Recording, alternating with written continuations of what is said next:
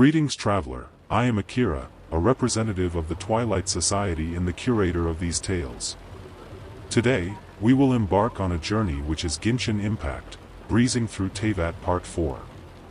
As always, if you want to support the creator of these works, their Patreon and story link will be in the description. Now, without further ado, buckle up and enjoy the story. Chapter 76, Arrival. Opening his eyes, Yomite took in the sight surrounding him, and it absolutely baffled him to his core. Geez, this truly looks like some battle boss arena from Dark Souls. Unfortunately, there aren't unlimited retries. We only have one shot. They were in the midst of a towering spire that was broken in equal segments. As weird as that notion was, it was still true, resulting in 9 equal segments being created, and they were assembled in a circular fashion. The platforms themselves were supported by 4 pillars each, carvings of ancient, esoteric and mystifying origins adorning said pillars, giving off a sense of ancient, untold mystery. Each platform used to be made of white bricks plastered together in an orderly fashion. Sadly, it was not the case now. The platforms were now a broken mess, missing pieces of bricks here and there, some being broken, now forming a whole platform on uneven ground. Ah yes, a battlefield befitting for the Prinzessin indeed. The Prinzessin der Veritilung is very satisfied with this cosmic wind array that my pet has preconditioned for me, Fiskal said, summoning Oz afterward. Once Oz appeared, he looked around in confusion. Mein Fräulein, do tell what this place is. This does not appear to be our usual Hilichurl routine. Why, of course, Osvaldo. It's my pet's personal lair. Oz staggered midair. He knew about 5 of her so-called pets. He was one of them, of course. However, most of them were made-up characters from a book. Even he was named after a character in one of her favorite books. But there was one certain pet that was real and existed. Do tell, Mein Fräulein, which pet of yours are you referring to? It can't possibly be. Oz had a bad feeling. This location seemed way too unusual looking to be normal. Something fishy was going on. It's the Storm Terror's lair. We are about to face Storm Terror, head-on in battle. Aren't you excited? She held her chin up high and struck her usual pose. What's the matter, my dear Oz? Great, so we're all dead meat. How could you not even tell me beforehand? I didn't even have a chance to prepare my heart. How could you do this to me, Mein Fräulein? And so, a familiar pet raven scolded its master. Yomite wryly smiled at Oz's words. Way to ruin the morale. As he surveyed his surroundings, he could see faint traces of moss and other forms of grass growing in between the gaps of the bricks and on the sides of the platform, making it a bit slippery at some parts. A storm was spinning in between the towering platforms. It was as if the towering structure was held in place in the skies, touching the infiniteness of the void and clouds, by the storm itself, making everyone who saw this phenomenon awestruck. Howling winds echoed in the surroundings. Dirt, rubble, stones, bricks were flying with the wind and the storm. Yet, they always spun and flew in a circular fashion, never leaving the area of the platform. It was as if some strange form of energy was keeping them in place, not letting them leave and become lost in the throes of wind and time. Looking at the place surrounding him, a sense of mystery enveloped his being. The domain itself gave off the feeling as if it was alive, trying to tell its story. Before he even knew it, Yomite had walked to the edge of the platform. He was just too engrossed by the scenery to notice his surroundings. So was the case for the rest of the party as they were scattered throughout the platform, each wielding a different kind of expression plastered on their faces, yet sorrow and a feeling of being lost was prevalent in everyone. With the exception of Venti, of course. The Archon of Wind and Freedom had an expression of deep nostalgia, of reminiscence, and of longing and pain plastered on that girlish face of his. A lone tear trickled down his left eye before he closed both of them and hung his head low. The storm was spiraling in its own gentle rhythm, without a care for its surroundings. Abruptly it sped up. A bad premonition rose in Yomite's heart as he witnessed the scene, so he took a step back. The speeding storm kept picking up pace. The howling wind now echoed far more loudly than it had ever done before. The wind picked up pace too, making everyone present cover their eyes to protect themselves from the dirt and rubble which accompanied the wind. The storm picked up pace relentlessly, the sounds of howling wind drowning any and every voice there could be. And just when the storm reached its crescendo, it stopped in place, as if time had come to a halt, confusing everyone present. Before anyone could say anything, however, it started spinning again, and this time it was with so much intensity that keeping their footing became difficult. As if that wasn't enough, a secondary storm, greenish-blue in color, like the color of the anemo element, was generated from right between the eye of the first storm, rotating far more rapidly than the first. The dual rotation of the storms made all the platforms shake and quake. It was becoming increasingly difficult to keep themselves from being swept up by the wind, their clothes fluttering without stopping. All of a sudden, a deep draconic roar reverberated in the surroundings, making existence itself tremble. From the midst of the secondary storm came out a dragon, its roar informing everyone of its arrival, informing everyone of the might, the being held. And with its arrival, the wind and the storm all lost their intensity, all lost their ferocity, becoming docile and gathered around it. The storm, the wind, the breeze, all of them spun gently around the dragon as if bowing in front of their god, the deity they worship. Erstwhile king of the skies, the dragon ruling the wind, had arrived. Dvalin is here, and it looks like we don't have a choice but to fight it. But worry not. With the help of the best bard in the world, we are on par with Dvalin. The grandest bard is here to help. Yeah, just don't get eaten. Yomite mumbled while pulling out his claymore from its scabbard. I'm so glad my dear Yomite is greatly concerned about my well-being. But worry not. Oh, by the way, let me be clear, even after hundreds of years without use, Dvalin's claws and teeth are still very sharp and dangerous. Chapter 77, The Symphony of Battle. Dvalin's breath glowed greenish-blue, the color representing the anemo element, as it struck the platform with mighty force. As a response to its breath attack, fiery flames ignited within two of the members of Yomite's party. The bewitching, scarlet-colored flames of Dialec's claymore blazed even higher, as colorless energy balls of wind, swirling with the power of anemo and the might of the storm, clashed against it with wanton abandon, and the world was plunged into explosively blistering flames of all-encompassing destruction. Meanwhile, the wind of Dvalin was also accepted by Hu Tao's eerie dark red flames, acting as if she had poured gallons of oil onto it. The force of the flames increased exponentially as it transformed into a pillar of blazing fire and scathing heat. The wind split the fire apart, making said fire swirl along, and scattering it in all directions, which only further spread its destructive reach. The violent flame was absorbed by the wind, transforming into a snake of fire that crawled across the deformed floor, causing havoc and wanton destruction in its wake, decimating anything and everything that laid in its path. In that one instant, shock waves spread across the platforms, making them quake and rumble, and a macabre dance began between vision users, the god of wind, two outlanders, and the dragon ruling the skies. The stars adorning the midnight sky swirled and rippled in the great void of darkness. There wasn't even the sense of the void, only the gloomy canvas of ever-stretching darkness adorning the infiniteness of the skies. They were over 200 billion light-years apart from each other, but at this very moment, they seemed to be in attendance, bearing witness to what was about to happen.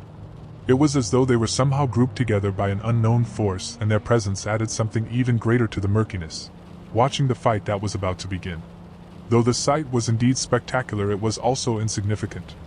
Other than some insight into the immensity of the universe, there was no other significance to their presence. Just another thing to be ignored, like most of the other senses that could have made themselves known, but didn't. One thing, however, kept the dragon in a state of shock. For a human, facing the wind breath of an actual dragon was a feat to admire. Yomite completely blocked Dvalin's attack with his claymore, blocked the ever-encompassing might of the swirling storm and the blazing flames, and redirected all of it towards the sky, putting an end to the state of wanton destruction that the combination of wind and flames tried to lay bare upon them. Feeling a few cracks forming on his weapon, however, made his face wince in annoyance. I really need a better claymore. This one is also trash. Not bad, Kia's brother. Not bad. Dialect praised and used this chance that Yomite created for them to inflict considerable damage to Dvalin's shield. Yomite rolled his eyes in response. Lay off, asshole. Dialect let out a small chuckle of amusement, which was quite unusual for him.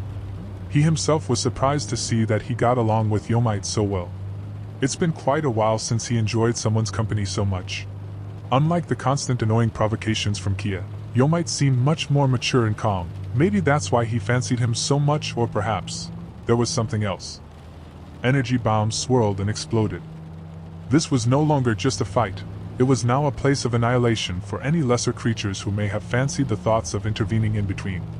The unending shocks and tremors, reverberating throughout the domain they were now fighting upon, had a lesser effect on the structures beneath their feet than Yomite had previously thought it would.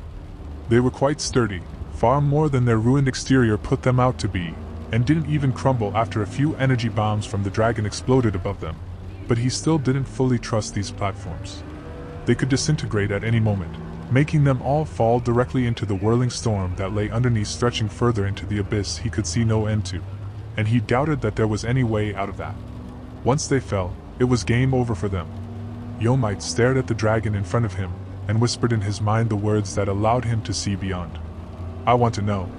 Name, Dvalin, Storm Terror. Age, 2190. Title, erstwhile Sovereign of the Skies, Dragon of the East, Ruler of the Wind. Current mood furious. Relationship level, 0 out of 10 hatred. State of relationship, target to kill. This didn't help me at all. At this moment, I would kill for it to show my enemy's weaknesses or stats or something that could help me out of this apocalyptic situation. This is so fucking useless. Endless curses were spewed in his mind, yet the reality was that they did nothing to alleviate the situation they were now in. Suddenly, with a loud piercing screech, a tornado of wind, billowing with considerable might, was created by Dvalin and was let loose at its targets. The barely visible attack bore down on its intended targets with enough force to slice apart the strongest of metals and enough might to crush the sturdiest of stones. Dvalin had deliberately casted the spell out of sync with its gaze and breathing, even adding a feint attack, something akin to an air mine imbued with an ammo, embedded with it for good measure. These attacks were careful, with great ease seen through by the veteran senses of Jean and Dylic. Dvalin felt the pressure they were generating and finally realized that it was against opponents of equal standing, opponents that had the power necessary to defeat it. Its enemies stopped the invisible attack with a few swings of their weapons, but if their actions were scrutinized carefully, their attacks all pinpointed the weak points embedded in the spell and skillfully dissipated it. Even the hidden attack Dvalin had planted behind the actual spell was taken care of with great expertise and ease. Seeing the phenomenon happen and realizing the level of skill and power that was required to make it possible to not only see through its trap, but also disarm it so swiftly, in just a matter of seconds, and with such deadly precision, made the dragon more cautious than ever of the opponents it was facing against. How hateful! Dvalin breathed out, rage and hatred running rampant in its genderless ethereal tone. The assassins that Venti sent to slay it were indeed very powerful, much more than it had anticipated them to be. Despite what the dramatic display of flashy colors may have implied, the conflict unfolding currently was a display of highly advanced, and impossibly deadly, magical prowess against the precision of the duo of skilled vision users. Dispelling magic by simply slashing through the flaws of the spell was a feat far easier said than done.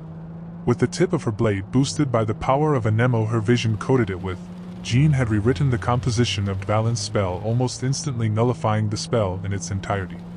Meanwhile, Dylic, in a display of utmost precision and power, disarmed the trap lurking behind it with the fiery properties of his pyro vision, making the air bomb detonate and dissipate before it could even reach them.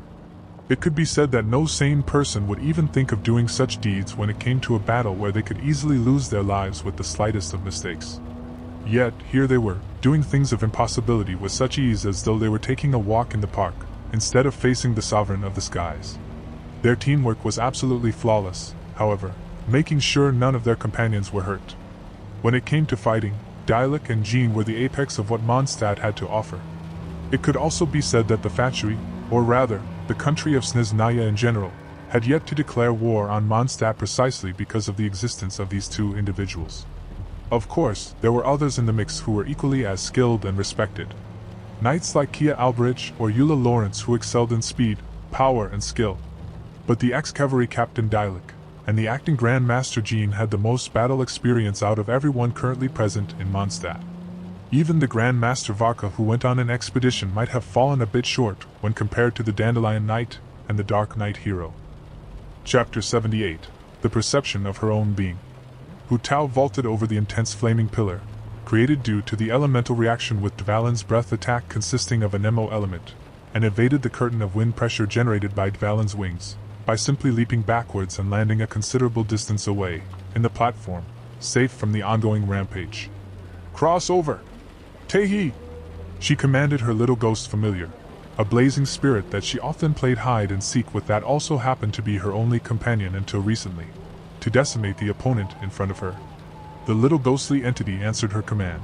Doing a spin around the tip of the weapon, it then embedded itself onto her polearm, becoming one with it. The polearm was instantly lit ablaze in a dark reddish aura, yet no flames were created, and with a single swing, cut off 3 of its claws in one circular motion, completely ignoring Valen's armor, as though it never even existed. Valen simply couldn't believe it, even as it felt the burning spear, clad in that mysterious eerie aura, of hers cut through its claws that were stronger than steel. The Sovereign of Skies, brought so low, 3 of its claws flung in the air, and heavily fell into the stormy rift of void that was under the platforms, leading to a place that the eyes couldn't see nor could they determine. The claws of a dragon took more than hundreds of years to grow completely. Losing its claws was akin to losing its fingers. Why am I subjected to this? The dragon of the east groaned in pain as its mind was overridden with intense surges of hatred, anger, and indignation, an amalgam of complex negative emotions. Valen had been betrayed at every turn in its existence in this world of Teyvat. Its friend, Barbados, the god said to represent wind and freedom, had abandoned it, and now was trying to strip the dragon of its strength and finally end its life. The people who were under its protection, for whom it had fought selflessly for as long as it knew, for as long as it could even recall, banished it, calling it Storm Terror just because it existed, despite protecting them for so long, despite upholding its duty tirelessly without any complaints. Life was truly unfair. Such was the truth everyone discovered at the end of their journey in this plane of existence. While Hu Tao was the one who had dealt the most damage to Valen so far, the most annoying human out of them all, that bothered Valen to no end, was none other than a certain blonde-haired archer, Fiscal. Her pet familiar raven kept on electrocuting it, imbuing its body with electro, slowing down its movements momentarily, and her precise sniping skills that aimed at its eye whenever she saw the slightest bit of an opening, forced Valen to move and sway its head out of harm's way multiple times throughout this battle, making it even more awkward for it to cast spells or attack its enemies. This was also the reason Valen couldn't properly use its powers, as most of the times it had to be distracted and couldn't concentrate properly on the spells, decreasing the power they held significantly. Annoying bug. The Sovereign of the Skies cursed inwardly, reaching the limit of its anger. Something produced a change to Valen's distant-looking eyes, making its eyes flash momentarily. In Valen's azure eyes, the change that occurred was dramatic, yet almost unnoticeable to onlookers if not given the utmost attention. The dragon's head swayed a bit towards the area where Fiscal was currently standing upon, narrowing its gaze at her. She was busy shooting her arrows at Valen's weak points, at those she could spot momentarily, so she wasn't aware of the danger that lurked behind its gaze. Hu Tao, however, who was right next to her, noticed the change right as it happened, her flower-shaped pupil flashing in an eerie light as if seeing through the intention of the dragon. Her hair stood up on end as her mind was buzzing like a siren, telling her to move from her spot, at once. Following her gut instinct, Hu Tao jumped backwards without wasting even a millisecond, but not before grabbing Fiscal into a princess carry, the jump landing them both a considerable amount of distance away from their initial spot. Jean and Dialek also seemed to have noticed it, and wanted to warn her, but as Hu Tao pulled Fiscal out of harm's way, they refocused on destroying Valen's shield instead. What art thou doing? Fiscal screamed in shock. She didn't expect to be kidnapped so suddenly like this. She almost dropped her bow out of fright. Mein Fräulein? Oz also looked back in concern, not understanding the reason behind the action of its teammate. However, it was the correct decision. Boom! Instantly, the air in front of them exploded, then compressed into a whirling of storm imbued with the pure power of Anemo, making the place a literal death zone. It wasn't an exaggeration or anything, it was literally a compression of space. More specifically, the compression of air in a singular location, and immediately afterwards, it swelled like a balloon and exploded out, creating a literal storm of pure Anemo power imbued with the intention slicing apart anything near it in innumerable pieces, vanquishing said person's existence. The phenomenon was strange, as if space itself had been twisted around, compressed, shifted and folded, before exploding outwards, and if one were to be caught up in it, any and all protections would be discarded and they would surely lose their lives. An invisible minefield that doubled as a swirling storm of wind blades. And it occurred right where Fiscal's head had been just a moment ago. Be it the air bomb or the swirling storm of invisible blades that followed afterwards, both were incredibly deadly. If Hu Tao had even been a second late in moving her away from that spot, Fiscal would have died in that very instant. Teyvat, what was that?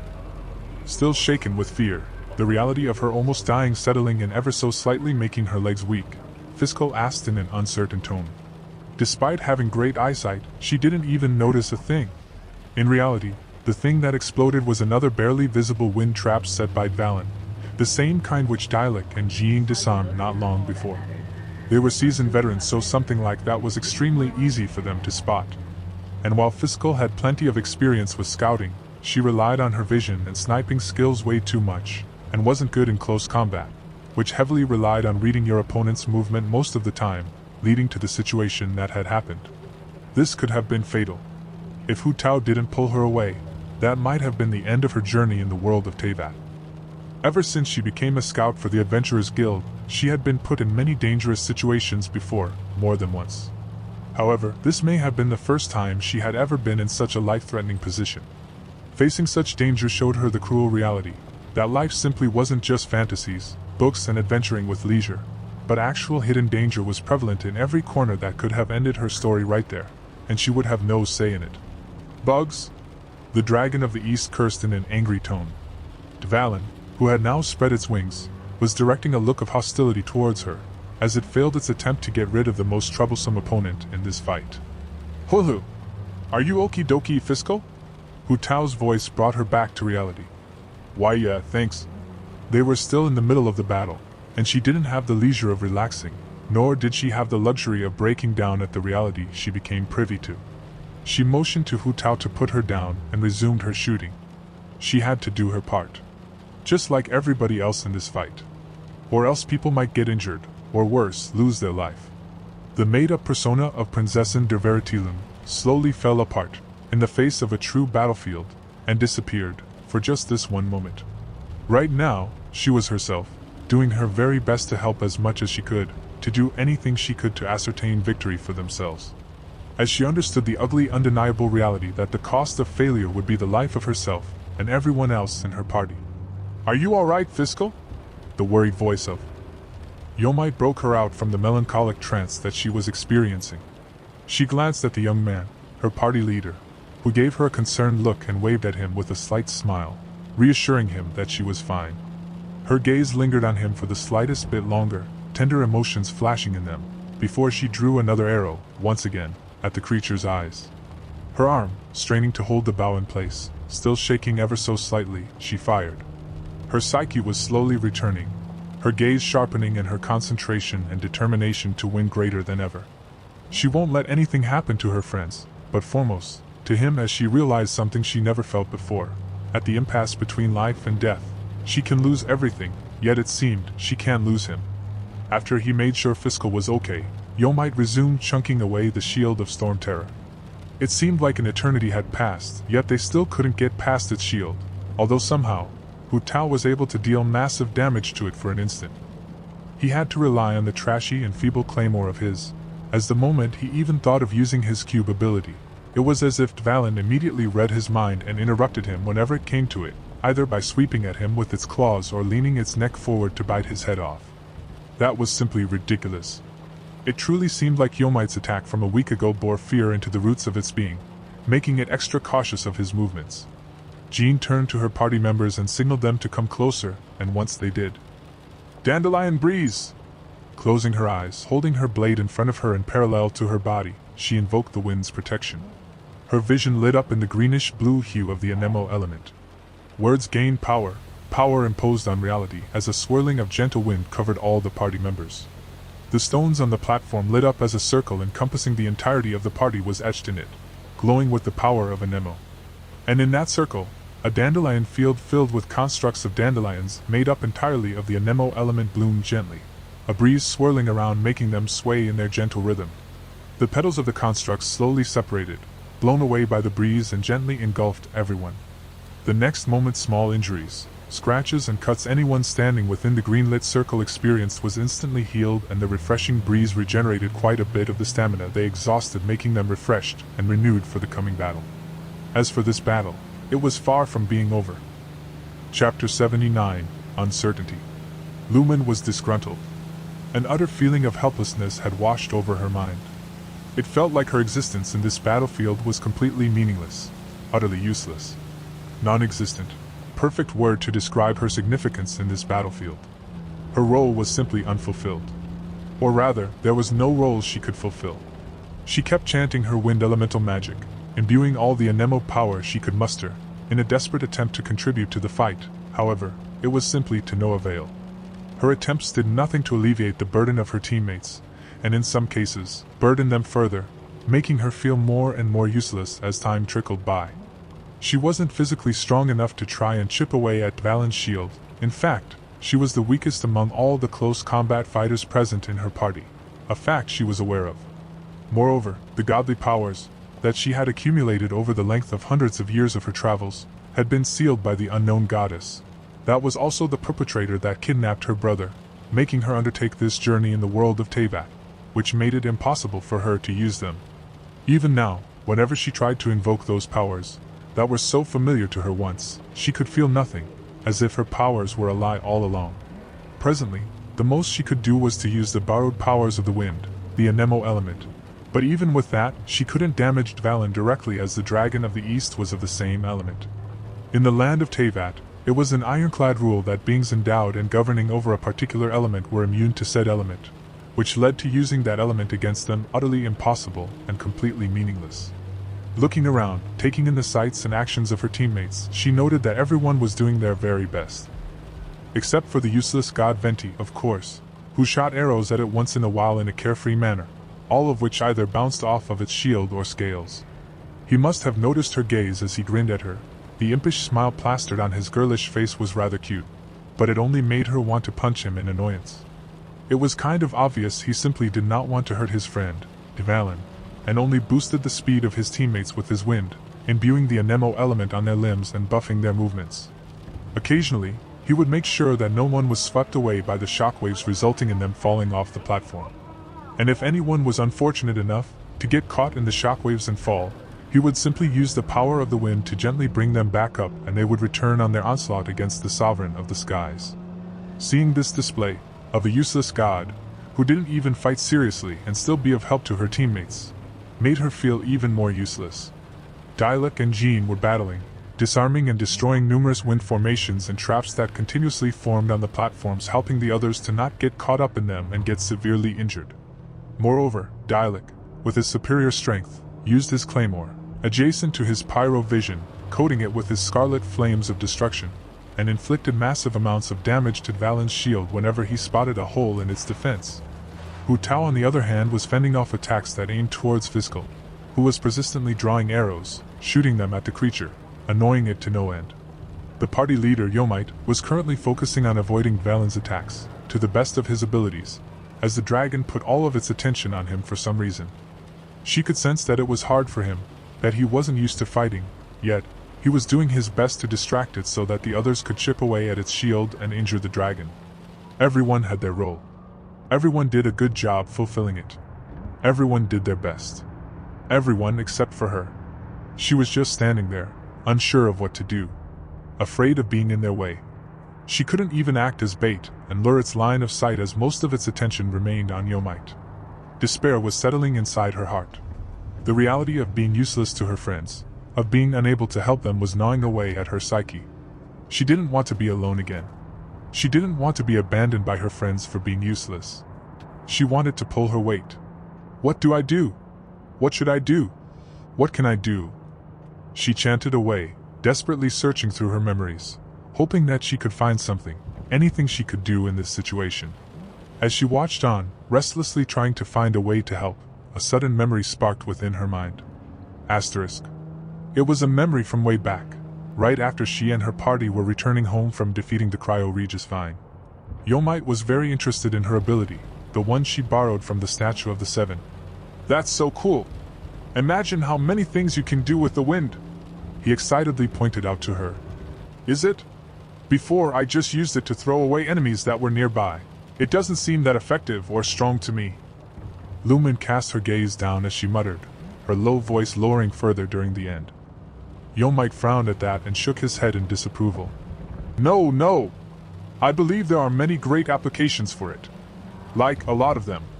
Do you have anything in mind? She asked, still not believing in him fully. Let's see. He thought for a moment before replying. For example, if you remember that tornado that you generated, it sucked in the nearby fire from Hu Tao's vision and turned into a fire tornado, right? She nodded, still unsure where he was trying to go with the question. Then, how about you do the same thing with the small ball of wind you summoned on your palm? It's pretty simple, yet I feel like the power would be great.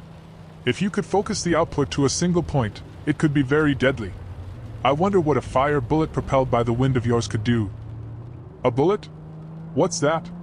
She asked, confused by that word. In all her travels she had never heard of it, which confused her further. Never mind, forget it. I will explain it to you later. Yomite gave up on explaining to her the concept of guns and bullets, for the time being. Lumen furrowed her shapely eyebrows, exasperated, unable to grasp the meaning of his words. Yomite wore a wry smile as he endured Lumen's sharp gaze. Don't look at me like that, I'm way too lazy to explain, maybe later. Asterisk. Alone, she was nothing, she understood that painful fact clearly. However, she could still help them with elemental reactions that could bring forth great results. She decided to try it out. At least, it was better than doing nothing and being a useless burden to the team. Not wanting to waste a single second, she unleashed every bit of her own magical power with unyielding resolve to assist them.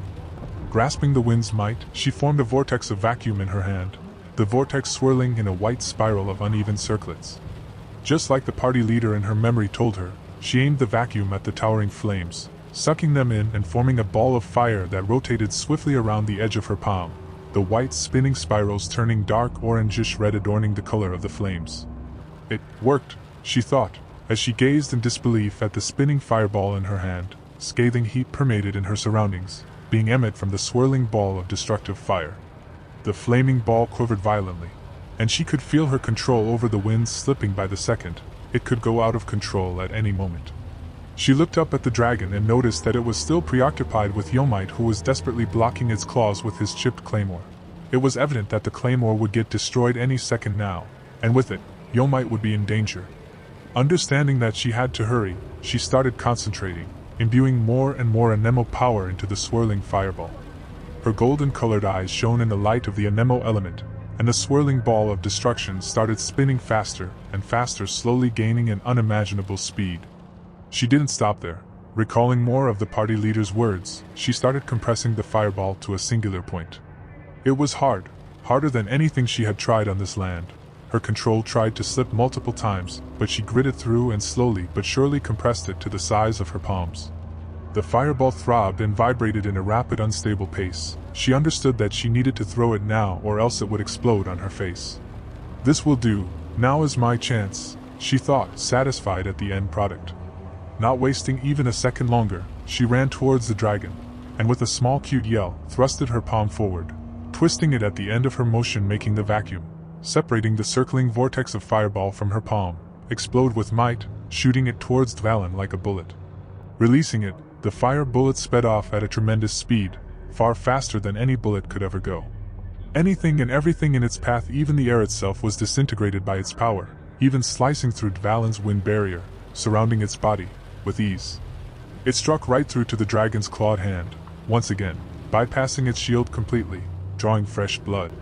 The color of death and the smell of decayed burnt flesh filled the air around them, making their noses twinge in disgust.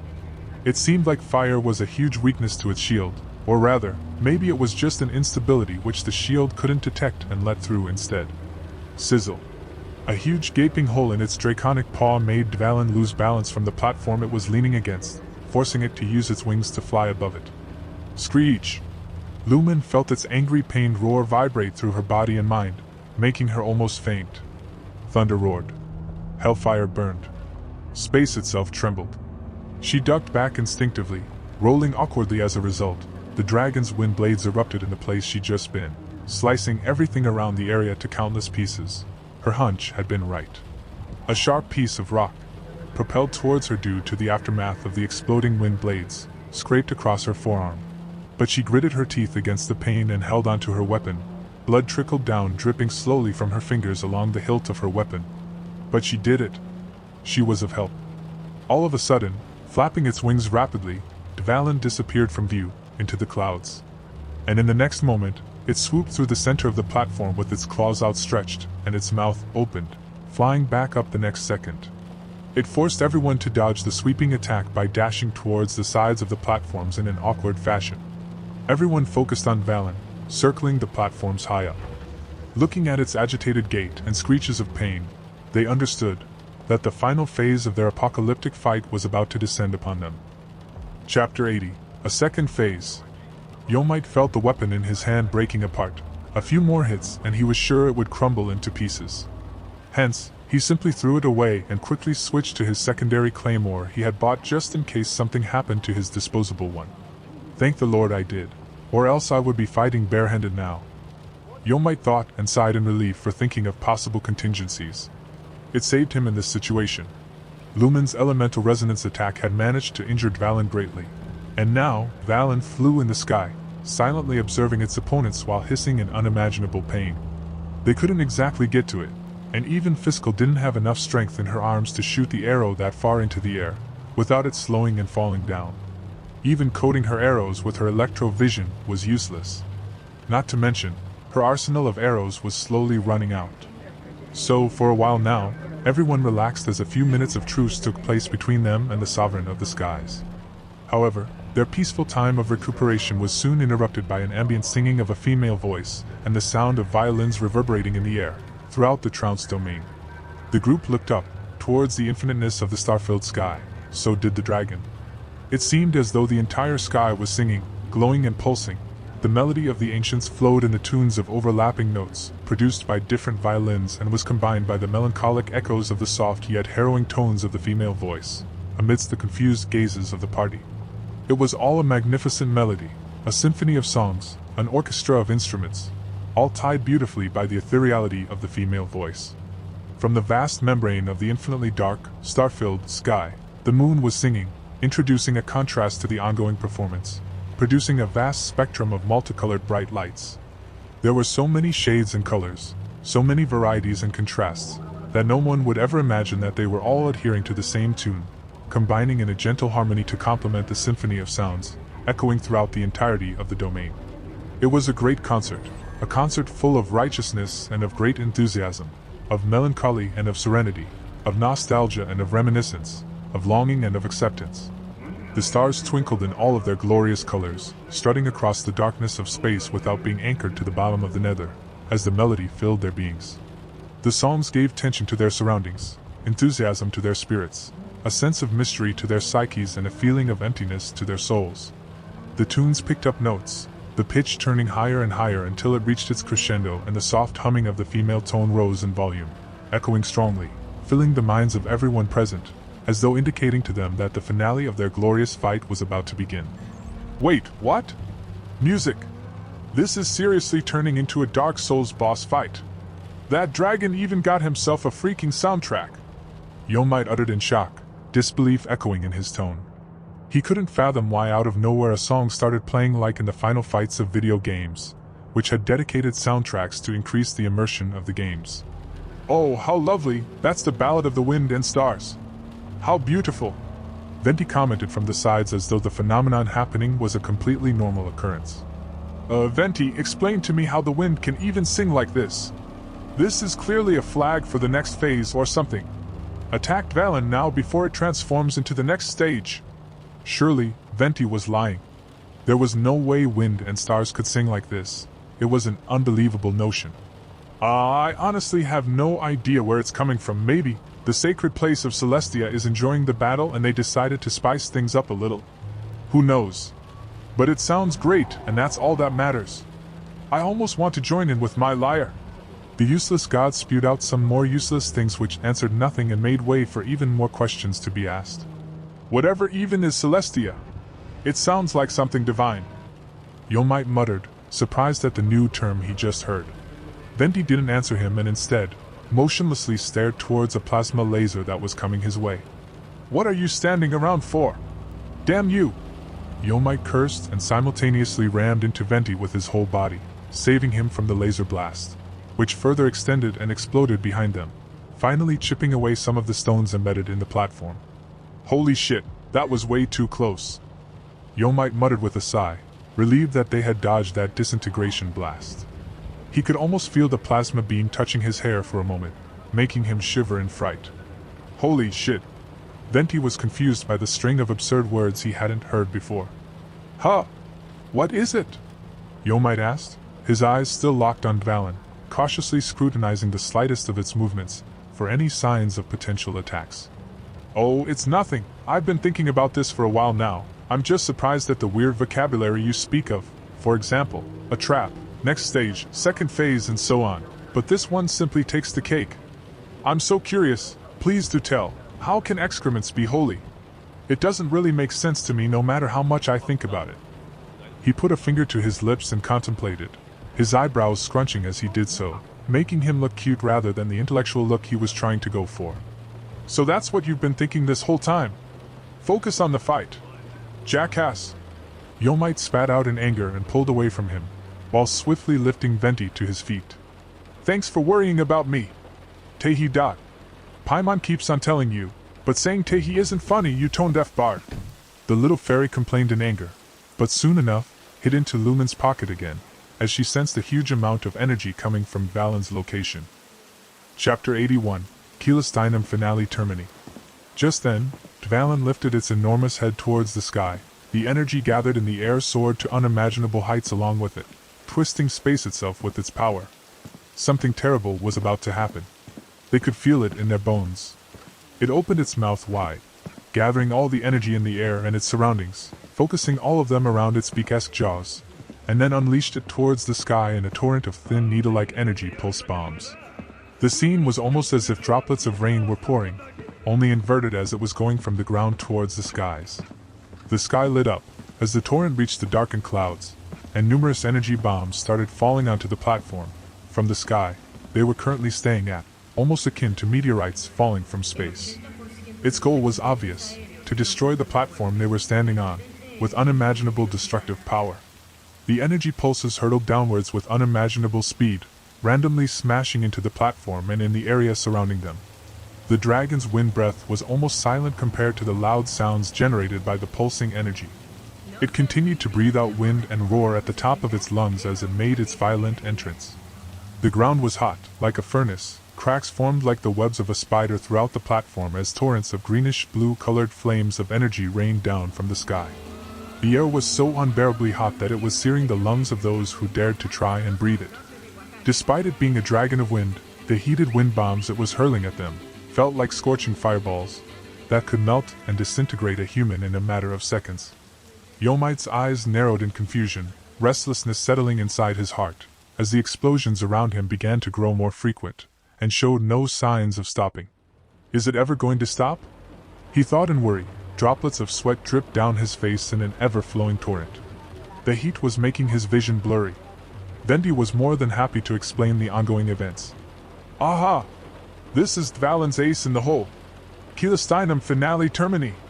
Paimon feels like Dvalin has a strange taste when it comes to naming things.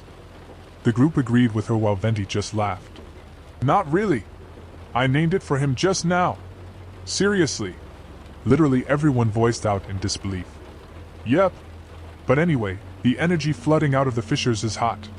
We need to fly towards other platforms with the wind gliders, or the foothold which we are standing on currently might crumble within a few seconds. Be sure to watch your step. The party agreed with him and used the gusts of wind created by Venti to fly to another platform, and soon enough, the one they were standing on crumbled into nothingness. They sighed in relief that they made it. However, they still didn't have time to relax. Dvalin landed on the side of the platform, on the one they were currently situated, charging every ounce of its strength for the final attack. Its long neck, filled with stripes of galaxy-like designs, glowed and pulsed with energy, indicating that it was going all out. It unleashed a powerful breath, consisting of a beam made of concentrated pure anemo power and plasma energy that could disintegrate everything on its path, onto a part of the platform, slowly moving towards the party from left to right, cornering them as the platform next to it had already been destroyed in Valen's previous attack. We need to stop him. Kia's brother, now! Dialect commanded, chanting in a mysterious tune while simultaneously igniting every last bit of his power he had left in him. Dawn! He exhaled in a tone filled with all of his power. His voice activated his vision to its maximum capacity. In the next moment, an explosion of scarlet-colored flames were generated from the vision, all of them concentrating towards the tip of his claymore. The flames coalesced to create the shape of a bird, a phoenix, the being of immortality and destruction.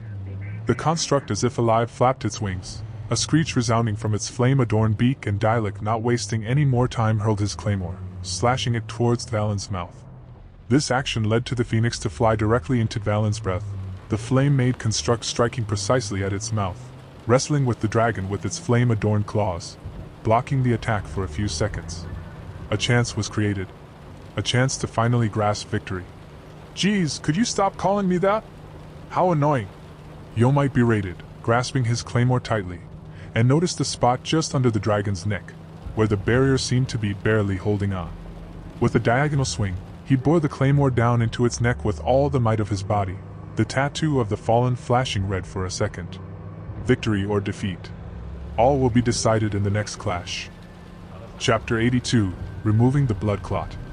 Yomite, using his spare claymore, slashed through its barrier and scales, drawing fresh blood. In a flash, the dragon opened its mouth wide, the death beam vanishing from its jaws, and fell forward towards the platform. It drew out the last bit of airfoam within its chest, squeezing it into a ball, rolling it up tightly with its long neck. The dragon inhaled, quivering as it did so, struggling to remain towards the edge of the platform. Its body was utterly exhausted and injured, its shield completely destroyed, making it an easy and vulnerable target. It was over. Dvalin knew it. Death was coming. It could no longer do anything but pitifully groan in pain. At least, all of its sufferings could finally come to an end. It was at the mercy of its enemies. Soon, peace would finally shine upon it. Its enemies, however, had other thoughts in mind for it. "Now's our chance! Honorary Knight Yomite! Remove the tainted blood clot on its neck, quickly!" Jean spoke out in a hurry while cautiously eyeing the fallen dragon. Meanwhile, the rest of the group created a circle around it, their weapons drawn, ready to pounce upon the fallen beast at the slightest hints of any anomalies. Yomite flew up to its back, using his wind glider, with the help of Vendi's gust of playful wind, and aimed his hands at the blood clot, which was the very core of Dvalin's pain and hatred. The whole fight, Dvalin prevented me from using it, while fending off multiple opponents. I've always said this, but while they are overrated and cliché, dragons are still so cool and badass. Aiming his hands, invoking the power of the Tempest of the Particles, Yomite felt a sudden rush of energy course throughout his body, through his arms, traveling up to the tips of his fingers. "Oh well, here we go again," he muttered and focused on the sensation of power. After about 10 seconds or so, the cube was finally formed, in all of its beauty. I'll have to decrease its time. 10 seconds is way too much. Enemies like Dvalin wouldn't give me as much as 2 seconds to breathe, much less focus on maintaining the cube. The ability was near godlike, yet so ineffective and inefficient in battle against intelligent opponents, it was almost unbelievable. It really adhered to the notion of strong abilities having equally staggering repercussions. His body was strong, but his equipment was severely lacking. His skills were powerful, yet there was a tremendous space to improve and learn how to use them well and efficiently. He had to find a way to implement everything in his arsenal and combine it harmoniously. A good equipment, a smooth battle sense, a way for him to utilize his body to the fullest and its abilities to its utmost capacity and potential would be enough to deal with pretty much any obstacle he would be facing in the future, in this land of Teyvat, and that too with relative ease. But then again, it hadn't even been a week since he came to this world, and it was only recently that he got to use his abilities for the first time, so that would fix itself with time and training, naturally. He just needed to put the appropriate amount of effort and concentration into his training and utilization of his abilities. Having decided about his future course of actions, without thinking any further, he projected the cube forward towards the blood clot. Traveling a bit, it soon entered inside the clot, bypassing its surface as if it didn't even exist. A blinding spectrum of multicolored lights flared into existence in front of him, making him squint his eyes to concentrate on the scenery in front of him. The clot shined brightly, illuminated in the said spectrum of innumerable shades of light, glowing and pulsing for a few seconds, then an iridescent glow encapsulated the whole clot in white. Once the glow died and the light faded, the blood clot was gone, disintegrated from existence, and in its place remained Dvalin's azure-colored scales, slightly charred and bloodied, due to the expulsion of the accursed clot. Mission finally fucking accomplished. Yomite thought with triumph, a grin etching on his tired face. They had finally done it. There was no longer anything that was chaining Valen down. It was finally free from the pain, from the control of others. However, once the blood clot was removed, something unthinkable happened. Cracks started forming and spreading all over its body. One by one, each and every scale on Valen's body started cracking, multiple fissures rippling throughout its whole body. Everyone stared in wonder and confusion at the phenomena transpiring before their eyes. Venti, the useless god, was afraid something bad was about to happen to Valen, his oldest friend. However, just as he was about to panic, he realized that might have not necessarily been the case. He had heard about it from legends, in the olden days long before he had become the Archon of Wind, but despite being as much as 2 millennia old and even more, this was the first time he saw it happen with his own eyes. A dragon shedding its scales and its external flesh, leaving its husk behind. Leaving its mortal body and finally ascending to divinity. Yomite frowned at the sight before him and slowly stepped away from Valen's back. Jumping down from its back, he returned to his group. "So, is everything alright? Venti? Are we done here? This surely isn't another stage or something, right? Like some secret ghost form? We won, right?" Still hesitant and confused about the changes the Sovereign of the Skies was going through, he decided to ask Venti about it, hoping that the god, even though useless, would be knowledgeable enough to at least gleam on what was now transpiring. However, he didn't get a direct answer. In fact, it wasn't even an answer remotely close to his queries. "It's beautiful." Creator's thoughts. Chapter 83. Welcome back, friend. "It's beautiful," was the only sentence Venti could currently muster. He was in a trance, looking absent-mindedly at Valen's changing form.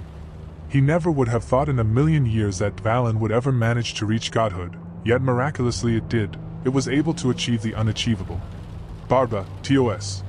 Valen's ethereal voice, hoarse in tone, now calm and finally at peace, echoed in the surroundings. "I'm glad you're alright, Valen. Welcome back."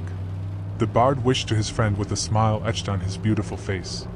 And finally started explaining everything from the beginning to the end, careful not to miss any detail, so that his old friend could finally know the truth about the string of events that took place in its absence. Asterisk. A huge pile of different shades of azure-colored scales was discarded a few meters away from the party. Pain, stress and desperation managed to fuel Valen into breaking through its limit, right into the state of godhood. Sadly, it wasn't the actual state of godhood yet. It could only be termed as a premature form of a godhood. Right now, however, Valen entered a so-called ethereal state, where it could pass through objects and people as if it was a ghost. But just like any opportunity at life, there were always tons of risks involved with it. For one, when ascending to godhood, your body was bound to break, as the first condition was to discard the mortal husk to ascend to their ethereal form. Hence, a suitable body was needed to be prepared beforehand, so that they could take refuge in it, which Valen could have never accounted for. In the first place, it had not even prepared for its ascension, and the current state was one forced by desperation. If Valen couldn't find a vessel to put itself into, there was a huge risk that its soul might wander off into the soul stream, being mistaken as a dead being that wanted to pass on. Therefore, my mind is clear now. Thank you, Barbatos, my dear friend, and the heroes. It seems I've been in the wrong this whole time. Please state mine own name and I shall bind to you, as the debt accumulated from your heroic actions far overshadows the value of my life. Valen requested in its ethereal, almost ephemeral tone. Venti was confused at its words. Bind? No, no. You are one of the 4 winds. No one shall bind you anymore. You're a free spirit. You're free. That's no longer the case anymore. Silence permeated and settled among the band of people, an awkward one. That only left out one option. An option that went against the very code of the Archon of Wind, governing over freedom. As you can see, my body is presently fully ethereal, and I plan to use my remains to form a new body as I broke through the bottleneck. If the individual didn't have a vessel to put a soul into, they were forced to make one themselves. However, there was a simple but important catch. The soul couldn't sustain the new body alone. They needed an anchor. And just like Venti, who was projecting his power through a divine place called Celestia, Valen would have to use someone as a catalyst that would allow it to do the same. But that would mean Valen would need external help of a strong entity that could help sustain it, and basically help to nourish it into the state of godhood. Barbatos, for that I ask of your help. Just like you were partially bound by Celestia, I must be bound to someone worthy. Receiving a name would be enough for it to work. Venti was conflicted, severely so, and spoke in a solemn tone. I understand what you mean, and I want the best for you, but I can't form a pact with you. My ideal is that of freedom. Forming a contract is like slavery, the complete opposite of all that I entail. I would be going against my own values. I'm sorry, my friend, I can't help you. Please go and find Morix. I'm sure he'll be more than willing to help you. I don't have much time. My soul will soon crumble into the wind. I doubt we will be able to find Morix in that time. Valen responded. Its ethereal tone was tinged with sadness as it informed his best friend of its cumbersome situation. Venti had to agree with it. Finding Morix would be far harder than the actual fight against Valen itself. But he knew that he couldn't be the one to do so. As a god, as an Archon governing over certain ideals, they were unable to go against them, or else consequences awaited them. Unwillingly, he bit his lips as he looked around him. It had to be someone from here. The group here helped him. They saved and freed Valen, his dear friend, when all odds were against it. They were all good people with the right judgment and kind hearts. However, almost everyone around him was bound by a vision. The all-seeing eyes of God that seemed to be harmless, silently nurtured the chosen individuals. But it was far more sinister than it seemed. It held a glaring truth that was too shocking to be revealed. It was all a lie. A hoax. A cob. A binding that revealed its fangs when the time was right.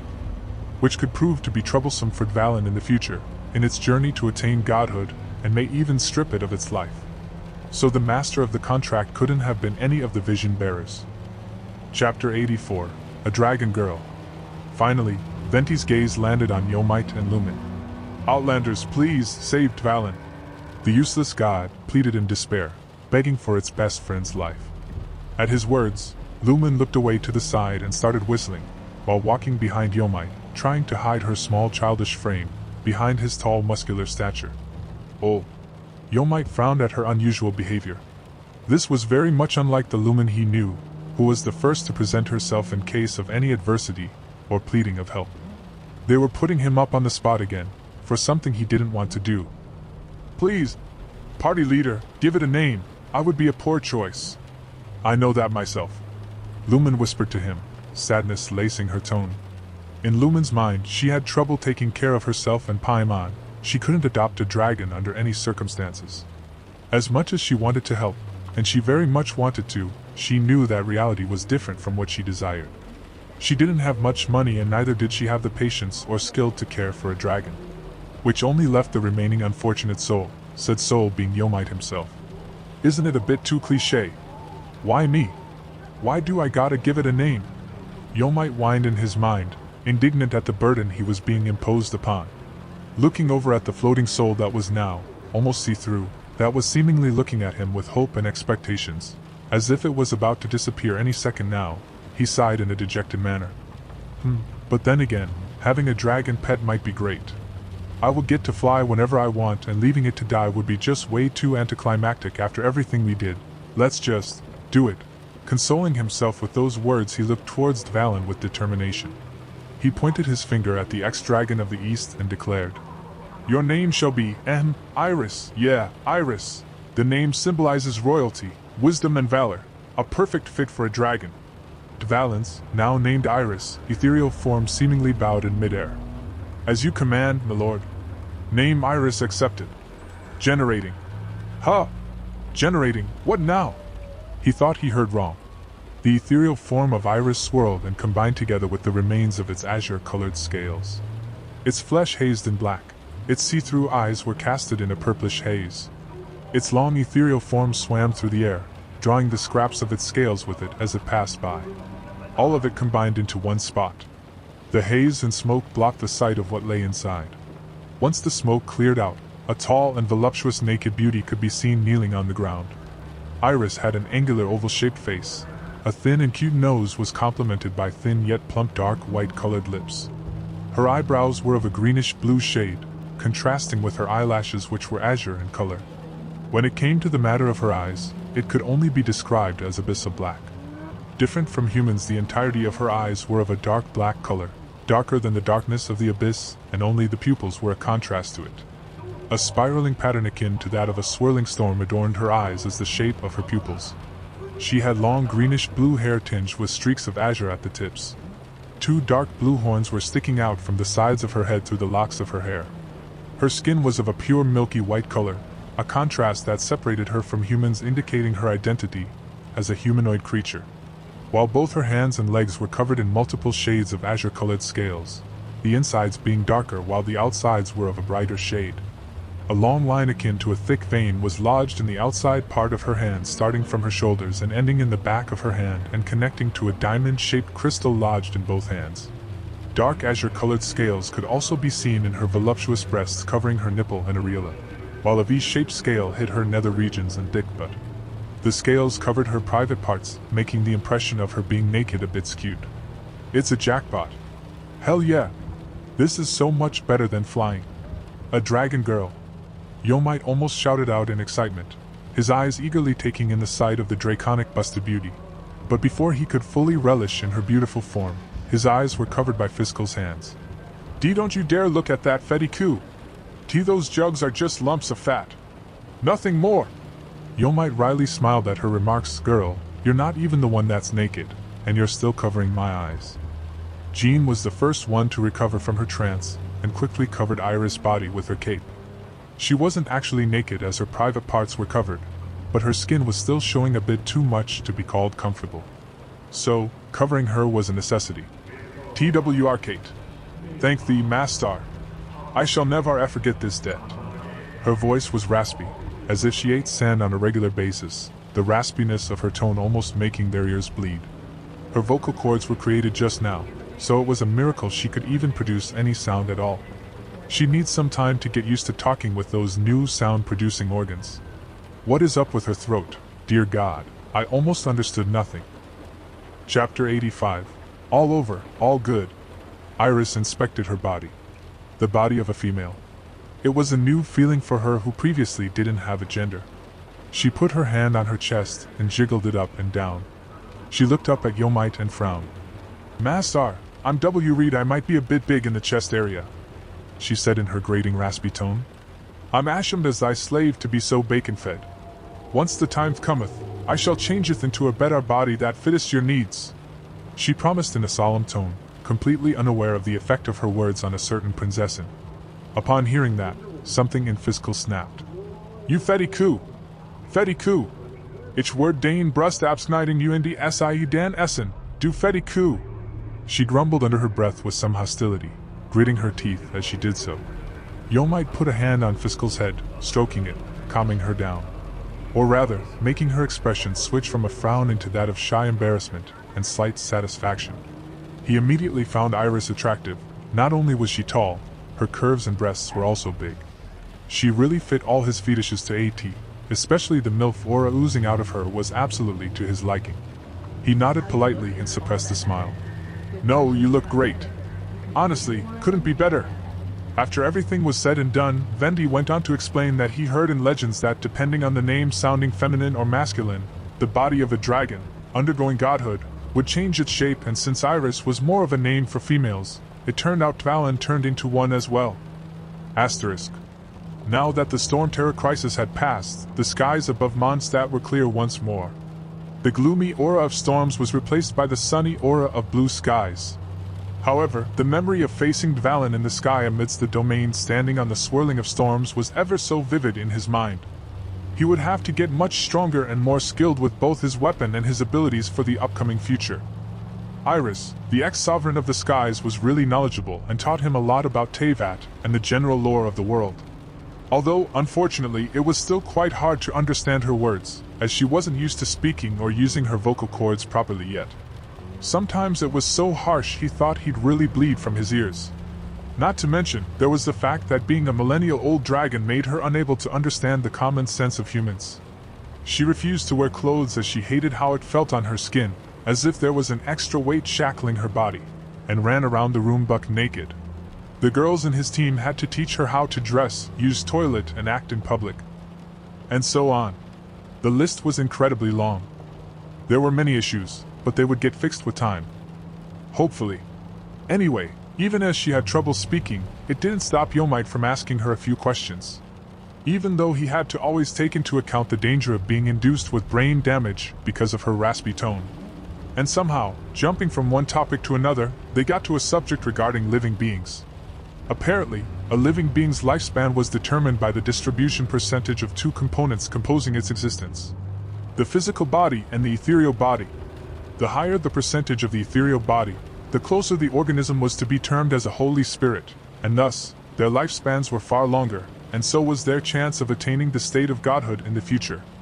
There were even those that restricted their bodies to contain more ether within themselves, in order to extend their lifespans.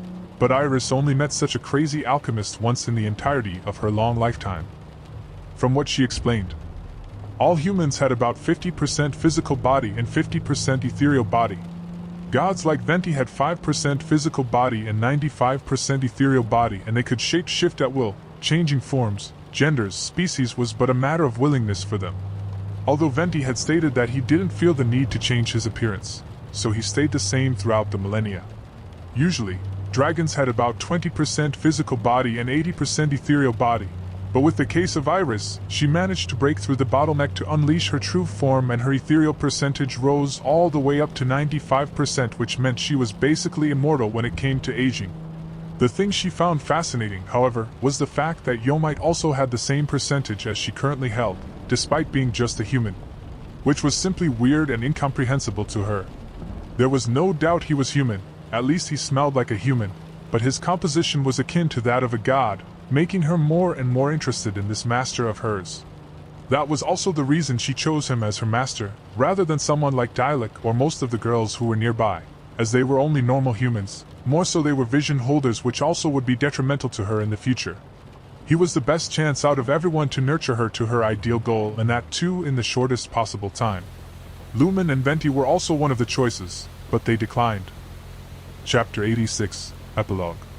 However, there was a certain thing about Lumen that truly fascinated Iris. She couldn't smell what kind of race Lumen was. A dragon's nose was very sensitive and could basically identify a being through their smell alone. Yet, Lumen's smell was unlike anything she had ever smelled before, which begged the question if she was really human or not. As if that wasn't enough, Iris couldn't see through her. Attaining godhood, although incomplete, had given her the power to see the composition of lifeforms. Yet, whenever she gazed at Lumen, she would draw a complete blank. It was as if she didn't exist at all, or her compositions were different from all other beings of this world, which again completely baffled her. All that was previously mentioned could also be said about the floating thing they called Paimon. Both of them were very weird. Iris didn't inform Yomite of this matter. She wanted to be absolutely sure before informing her master. Or else, a discord could form between their group, and she didn't want that to happen, so she kept silently observing Lumen and Paimon in hopes of being able to find out what they were, or at the very least confirm their origins. After the issue of Storm Terror was dealt with, Yomite was awarded the permit to enter the library. But he was starting to think that the trip to the library was no longer necessary, as Iris was just like a portable library to him. The knowledge she had gathered throughout her life was in some cases more vast than any library of the world could offer. Although he would still go and visit the actual library once in a blue moon, to check on the ever-beautiful and voluptuous MILF Beauty and librarian Lisa. Yomite and his party were treated as heroes. The heroes of the City of Wind and Freedom called Mondstadt. Jean made sure to explain everything regarding Storm Terror to the public, minus the end regarding its transformation into a girl. She just said that even now, even after all the atrocities against it, Dvalin, the erstwhile sovereign of the skies and one of the four winds, was silently protecting this city and its inhabitants, selflessly maintaining its lifelong duty. Currently, Yomite went to the Resin Moon Inn to quickly relieve himself. It had been some days since he had saved the city of Mondstadt and was crowned as a hero, and so crowds of citizens, children and elderly alike, would flock to him, making it hard to do most tasks, including ones that required him to respond to the call of nature. Everyone greeted him wherever he went. It felt a bit weird, although strangely fulfilling. He could now understand the hero complex some main characters had a bit, but as he had expected, it became annoying after a while, so he felt that he was really not fit to be one. To be a hero. As he had finished his business, he was about to rejoin his party members who were currently seated in front of the Good Hunter's restaurant, but a waitress suddenly came up to him. He took this chance to order some food for himself. "Ah, hello. I would like to order a sandwich with dash." Sir, that would be 200k mora. Pardon? 200k? For what? A sandwich. He did not even get to tell her his order. What kind of daylight robbery was this? Yomite could almost feel the earth beneath him slipping from this string of short events. Here is your receipt, dear customer. She handed him the receipt. A receipt? He studied the piece of paper in his hands, and as a result, his eyes widened in disbelief, making him dizzy. 50 sweet madams. 400 fishermen's toasts. 400k mora in total. He thought, as the total amount was almost making him faint. As you've done huge service to our country, Mr. Hero, we gave you a discount of 200k mora. Wait, hold on, like seriously, please wait a second. There has to be some kind of mistake. I didn't order this. What's with these numbers? Yomite desperately tried to reason with her. There had to be some mistake. He was sure of it. The woman's face was full of smiles, but Yomite's mind couldn't keep up. Calm. He needed to be calm. Think. He went out for 10 minutes. 10 minutes. Then came back. Now, he was billed 200k mora. For food, what the hell? Fiscal and Hu Tao barely eat anything. Lumen and Paimon are both gluttons, I'm aware. But this still doesn't make sense. It's way too much. He panned over his party members one by one, and each of them refused to meet his gaze. Something is definitely up. Finally, his gaze landed onto Iris, the ex-dragon now turned into a beautiful humanoid girl, that joined his party a few days ago, and now called him master for the best of reasons. On the table in front of her were numerous stacked plates, forming a small tower. Burp. Iris let out a satisfied burp after devouring who knows how much food. Her stomach was slightly bloated, but it quickly shrank back to her usual toned tummy, which was slightly covered in a line of faded azure green colored scales. This action, however, didn't go unnoticed by him. Oh, Iris, just how much did you eat? Not enough, Master. Prithee giveth me enough our sarving. She licked her lips while saying so, keeping her slits focused on his face, expectantly. When she was a dragon, she didn't feel the need of hunger. She could live for hundreds of years without touching as much as a single berry in the forest. However, after her transformation to the humanoid form, it was as if she became the sin of gluttony herself. Human food was just too good. She couldn't resist. She needed more. And she wanted it now. Like hell I will. You're going on a diet. My wallet can't take this. I'm on the road to becoming rich. This is way too much just for one freaking lunch. Yomite screamed hysterically, pain and rage reverberating in his tone. And so, just like that, yet another troublesome member was added to his ever-growing party of troublemakers and freaks. He could only pray to the goddess Sia to watch over his tired soul. End of Volume 1. Chapter 87. Afterward. Not another chapter. No. I'm a disappointment since birth, I know. Nothing new. I know most of you will probably ignore this monologue of mine, so I will keep my announcement short. About a week off is what I need, as I'm planning on remaking Patreon website and adding chapters in there, as I feel like people there deserve to get what they need. I'm way behind schedule as per usual. Changing Patreon tiers to hold more chapters for lower price. Hence, the following week I will be busy doing that kind of stuff, which was also the reason why I spammed today just to end this arc, because trust me, it got on my nerves as well. You can leave now. You really can. There is only blabber remaining. As for those who are still present, I shall continue on with my rant. Trying to balance out characters, their skills, Dvalin, its skills, lore, making sure the battle is not too easy or too short, making sure the battle isn't too hard, as it wouldn't make sense, as in game many characters can just insta-kill it, although this isn't a game, but lore which is very much different. Making sure each character got to shine at least somewhat, while also taking logic into account, was very hard for my small brain. Now then, a lot of you might have missed how Iris, aka X-Dvalin, looks like, so I will leave her picture in this paragraph. The picture is from Mikey Black Company manga.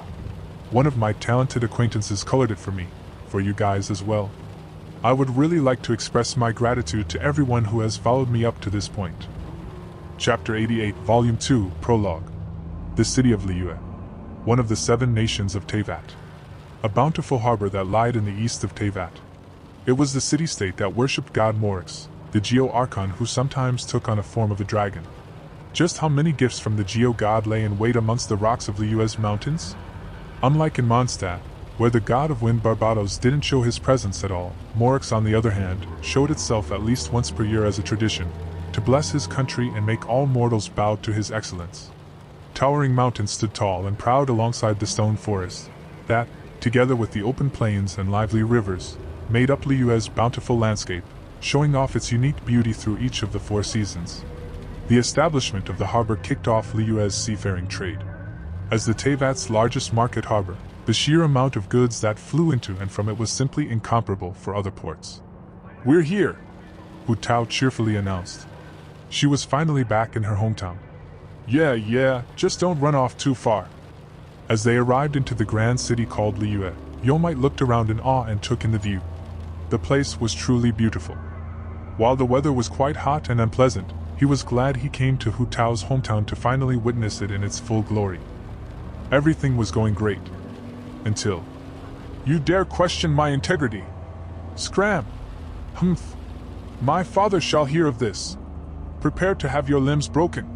2 young men were shouting curses at each other in the middle of the street, and looking at how locals didn't care about the conflict unfolding, only meant that this was a daily occurrence in the city of Liu. Hearing their words, Yomite stopped in his tracks. "Oh no! There was no way. Your father shall drink my piss instead. Fuck your 9 generations. Just wait till he hears of this. You will be kowtowing before us." "Oh no. Yomite's face darkened as he unconsciously took a step back, his party gazing at him curiously. "Assistant Kun? Is something the matter? Party leader?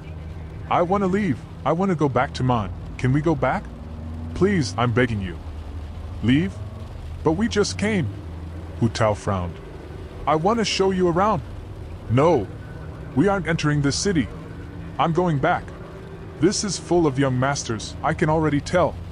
"What are you talking about, stupid tattoo?" Hu Tao climbed his back while Lumen and Paimon pulled on his hand to make sure he wouldn't leave. Iris, on the other hand, just stared at all of them curiously, and since it looked like it would take a while, she lay on the ground and sunbathed. Sun is good. Praise the sun. And so began one hell of a journey in a new land. Chapter 89, A Brand New Look. It warmed his heart to look at the gentle flames in the fireplace. Wearing a comfy cotton robe, he sunk into the couch and gazed at the fire. Somehow he lacked strength to move. It was like he was glued to the couch. He took a deep breath of the fireplace's warm air. The pleasant crackle of logs provided a relaxing atmosphere. The amber flames cast flickering shadows on the walls of the mansion. Someone gracefully offered a glass of wine to him.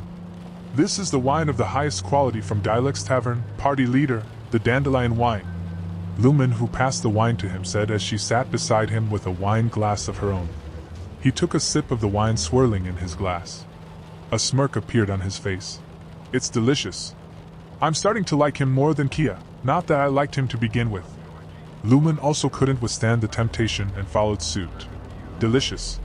You know, someone like you shouldn't be drinking alcohol, being so young."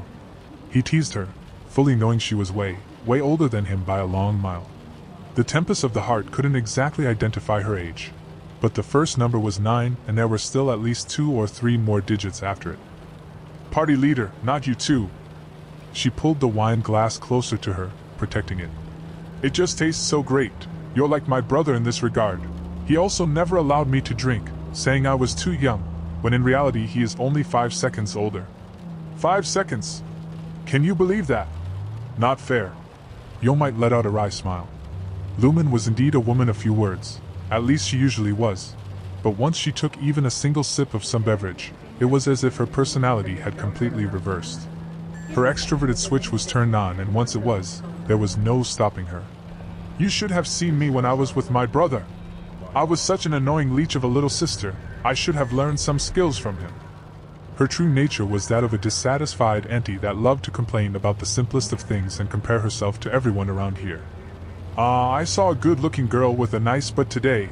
Why do I have to look so average?" She complained and drank the whole glass in one go, pouring herself another one and raising it up high. "Cheers!" She once again chugged down another glass of wine before Yomite could even finish half of his. No. This girl isn't average at all. If he didn't already know she was a traveler from another world, he would have thought she was a princess or something if he met her for the first time. Those kinds of princesses who summoned heroes that would sooner or later defeat the demon king for them. Her personality didn't reflect that though. But her alluring lips were full in the middle and petite at the bottom.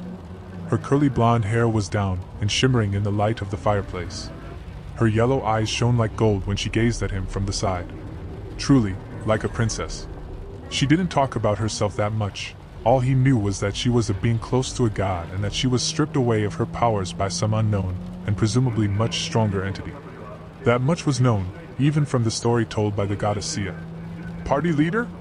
Waking up from his stupor, Yomite grabbed the bottle of wine and stood up. No! Don't take it!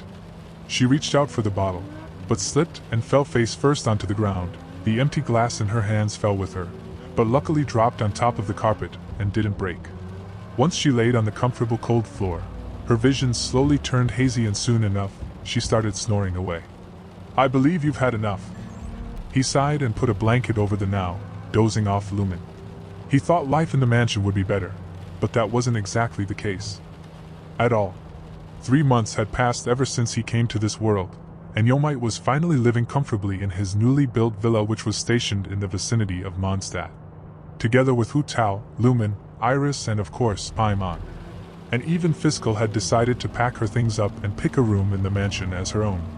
Back at home she was alone, as her parents were usually out adventuring around the world, and her old room was small, so being able to move into the mansion where her friends resided was quite great. Although she did stay with them in the inn for a while, but that was a whole other thing. All of this planning about a mansion and a new place to move into happened because of a few things. After Iris joined their party there were some, let's just say, inconveniences. The first one being that the inn only provided them with a triple room, so Iris had nowhere to sleep. Yomite proposed a good idea though, saying she could sleep safely and soundly in his bed together with him. He would undoubtedly protect her and take care of her as he was her dear master. However, that idea was soon scrapped as both Paimon and Fiscal lashed out at him. Even Lumen was showing signs of disapproval, and only Hu Tao didn't understand what was wrong with it. As always, sometimes she was so bold that he thought that she was turning into a thirsty beast, but sometimes she was just so clueless. It was as if she had a personality disorder, but once asked about it, she denied the claim and called him silly. As for the issue with Iris, Hu Tao proposed that they could let Iris sleep on the floor like a cute puppy, but for Yomite that was unacceptable. So, my idea was scrapped, but leaving my busted dragon girl cutie sleep on the cold floor is alright? Insolence. Chapter 90, Daily Spars. Later on, it was proposed that they should reserve another room, solely for her, but Iris explained she needed to be as close to Yomite as possible at all times to receive the best effective nourishment through the Soul Pact. Sure. I understand, Iris. As I mentioned previously, we can sleep together, in one bed. That way you can be as close as you want. Yomite was, of course, more than happy to oblige, although he was just joking this time, kinda. However, Iris resolutely nodded without understanding the meaning behind his words. Under the heavenly stars shall this not occur. Paimon will slap you. Again, he was being abused. When will he ever get nice and gentle companions that could understand him? He just wanted to cuddle a busted dragon girl. What was so wrong about it? Well, maybe he would have done a bit more, but everything within the range of consent, of course. Only head patting. After contemplating for a bit, it was decided that they would reserve another room. However, they would have to rearrange the personnel a bit. At first, they decided the rooms like this. Yomite, Iris, and Hu Tao. All three of them would be sleeping in their old room. Fiscal, Lumen, and Paimon would take the new one. They concluded that it was an alright division. But it was not. 5 days later, Yomite was asking to switch Hu Tao out with Lumen or Fiscal. She had been sleepwalking again, and he couldn't sleep for a whole week. So with that, Yomite finally had enough of her, and Fiscal gladly switched with Hu Tao. The group stayed like that until Yomite's mansion was built, and after that, each of them were assigned a room of their own, the only exception being Yomite's room, which also had a bed on the other side of the spacious room for Iris as they couldn't stay far from each other. He didn't know the exact range of the nourishment pact, but from Iris' complaints, it was about 5 to 6 meters. Maybe that was also why she hated showering, because she had to be separated from him. After countless reprimands and warnings from his party members, they let Iris sleep on the other bed in his room. The mansion in question took about a month to finish, but he was more than happy with the result. Nevertheless, he was a healthy young man full of vigor, so it was obvious he had his needs, and living together with 4 attractive girls didn't make it any better. Not to mention, the hottest one was sleeping in the same room as him. It took a lot of resolve to hold himself back. But that wasn't even the worst part. The worst part was that in this world almost no one wore bras because a lot of people saw it as a hassle, which made Yomite even more uncomfortable. The breasts of all the girls from his party were pretty much visible during their morning exercises and spars.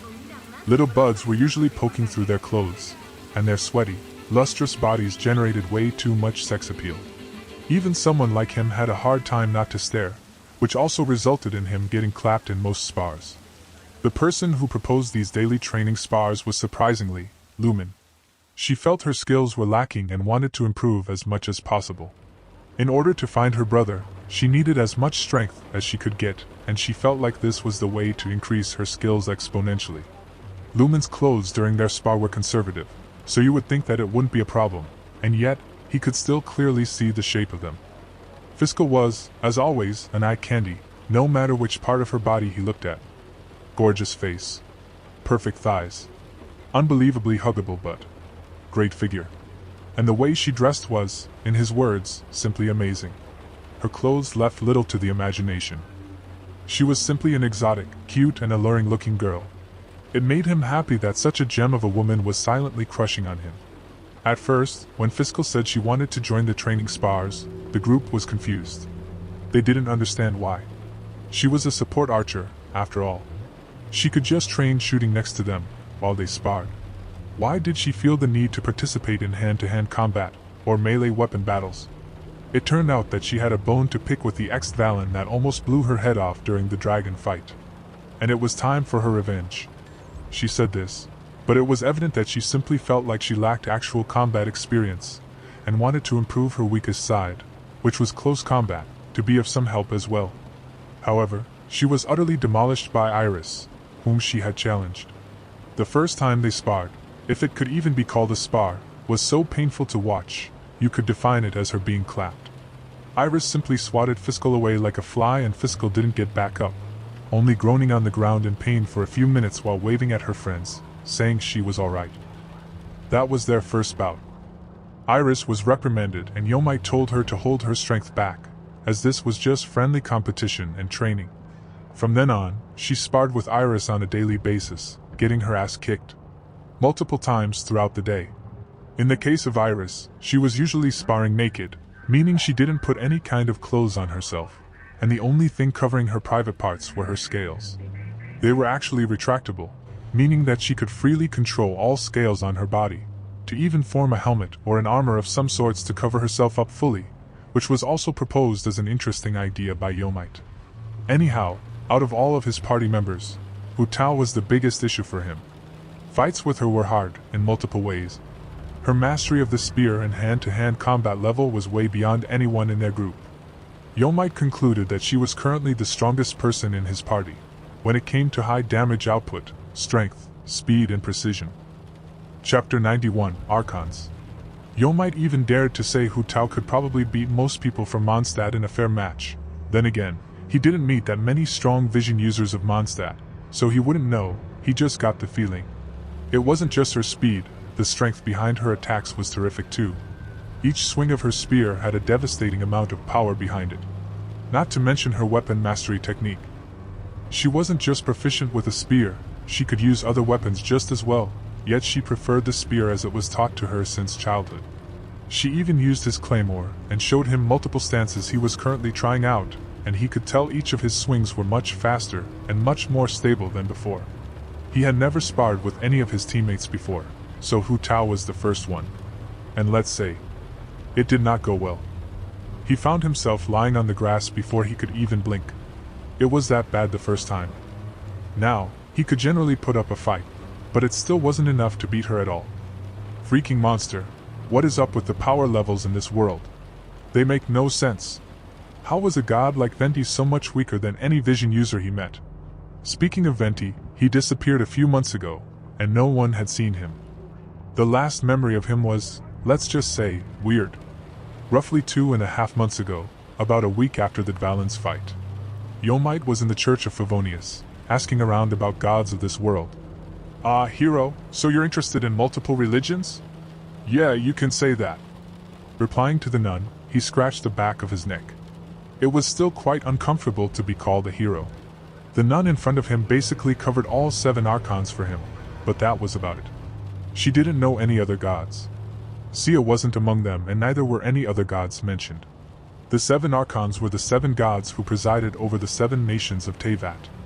Each Archon was associated with an element and an ideal, by which they formed their territory's environment and determined their method of governance over their nations. The god of wind's ideal was freedom, and his territory was the city of Mondstadt.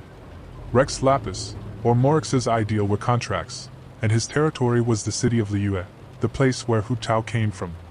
The god of eternity's ideal was eternity, and her territory was the city of Inazuma, on a faraway land, which was currently under a lockdown due to reasons unknown. The nun mentioned something about a vision hunt decree, and from the name it wasn't anything nice. The god of wisdom's ideal was unsurprisingly wisdom itself, and his territory was the city of Sumeru, which was also where Lisa attended an academy in the past. This news was relayed to him by Jean, who accidentally mentioned it during one of their talks. The god of justice's ideal was the justice of the courtroom, and her territory was the city of Fontaine, the country which was capable of coming up with tons of new ideas, such as a camera and so on. Still, Jean showed the so-called camera to him, as Lisa was sent one as a gift, but it was nowhere as special as the ones in his old world. Jean, on the other hand, praised it, saying it could be useful for many things. The Lady of Fire, who was also known as the god of war, had an ideal of war, and her territory was the city of Nathlon, a fiery country of winners and losers. And finally, the one shrouded in mystery the most, the Tsaritsa herself, the Cryo Archon. Her territory was the city of Sneznaya, which was heavily populated by the suspicious Fatshi who were currently roaming the streets of Mondstadt, waiting for the right opportunity to tear it apart and make it their own. Yet it seemed that no one knew her ideal, but it was evident that behind the scenes, something was happening that barely anyone had knowledge of. Thanks. Some of the things she mentioned, Yomite recalled from Venti, but it was always nice to recap and refresh his memory. May Archon Barbatos bless you, hero of the City of Freedom. Smiling wryly at the part where she called him a hero again, he decided he would head towards the Angel's Share, as Kia told him he wanted to ask him a few things. It must be something important. He wouldn't contact me otherwise. On his way out, he overheard a child, no older than 5 years old, sitting on one of the benches inside of the church, together with his father. "Daddy? What's Mommy doing?" the child asked as he pointed at his mother, who was kneeling in front of a small statue of Barbatos. "Mommy is a sister, she believes in Barbatos, and she helps and guides all other people who believe in Barbatos, too," his father replied to him. "Papatos? Daddy, who is that? Is he a magic man?" "No, sweetie," his father corrected him. "It's Barbatos, he is the god of wind. A very magical man. The reason all of us have such a happy life is because Lord Barbatos is a very nice man and looks after us." Looks like Venti used to be useful in the past. People still love him. Maybe I will reconsider my opinion about him. He left the cathedral and headed directly towards Dialec's pub to meet up with Kia. Once he stepped inside the pub, however, chaos ensued. The inside of the bar was messy, even messier than the street outside. For some reason, the floor was sticky. Yomite hoped to God that the thing that he stepped into was a puddle of alcohol, and not something else. Chapter 92, Weirdness on Another Level. This had never happened before. The establishment was usually a very clean place. Dialec and Charles paid extra attention to the image of the pub, but it seemed like Charles wasn't currently here, and Dialec had his hands full with something. The bar counter was smeared with milk, wine, and other beverages. All along the bar top were bottles of beer and whiskey, as well as numerous empty bottles of Dialec's most famous dandelion wine, and the culprit who sucked them all dry seemed to be none other than Venti. Broken bar chairs were laying on the ground and the floor was littered with shattered glass. He looked to the back of the pub and there were even more broken chairs and tables scattered around. Why didn't Dialec stop them? They are destroying his property. The wooden floor, which had seen better days, had been ripped open, the walls too, exposing the ceiling of the pub. What the hell happened here? What are you all doing? He frowned at the sight, his eyes soon, however, widened in disbelief. Kia and Dialect could be seen struggling with something in front of the bar table. The thing both of them were struggling with turned out to be a half-stripped Venti, whose shirt was already crumpled beneath his bare feet together with his white tights, and he was currently trying to take off his green shorts as well. Venti's face softened the moment he saw Yomite. "A traveler from afar, my best friend's savior, and the hero of the city. Welcome! It's so hot in here. I want to strip off these cielo thefts, but they won't let me. Can you help me, my dear beloved? I love you." Venti blew a couple of invisible kisses his way with his hand, simultaneously pointing towards his shorts and winking. "Try stripping one more layer of clothing and I will kick you out. Either drink or leave. Get dressed as soon as possible, because the nearby customers are weirdly focusing their attention here, as if they wanted to see you naked. It's weird. Just stop." Dialect mumbled in confusion. People of Mondstadt were truly weird to enjoy watching something like this. The bar was a mess. Drunkards got into fights for the stupidest of reasons. "Hell yeah! Strip! Strip! Strip! Goddess Venti!" A large group of people, consisting of more than 15 members, were currently happily chanting their inner desires. Most of them were adults with wives and girlfriends, yet they cheered on to see a guy strip. What was wrong with this society? "You do realize it's a guy, right? Why do you want him to strip?" A young man asked in disbelief from the second floor. "Heretic! Kill him! Yeah! Kill! Wait! No! Arg!" The crowd was cheering Venti on, and at the slightest sign of disagreement from other people, they eliminated the heretics. It was a mess. Yomite gazed at the ongoing fight in the back of the pub with disgust. "I shouldn't have come. Now, little Bardai is of age to drink and strip. Probably, anyway, my girlfriend will be coming here soon and I don't want her to feel weirded out, so I'm forced to stop him." Kia laughed. He obviously didn't care as much about his escapades as Dialect did. This was funny to him.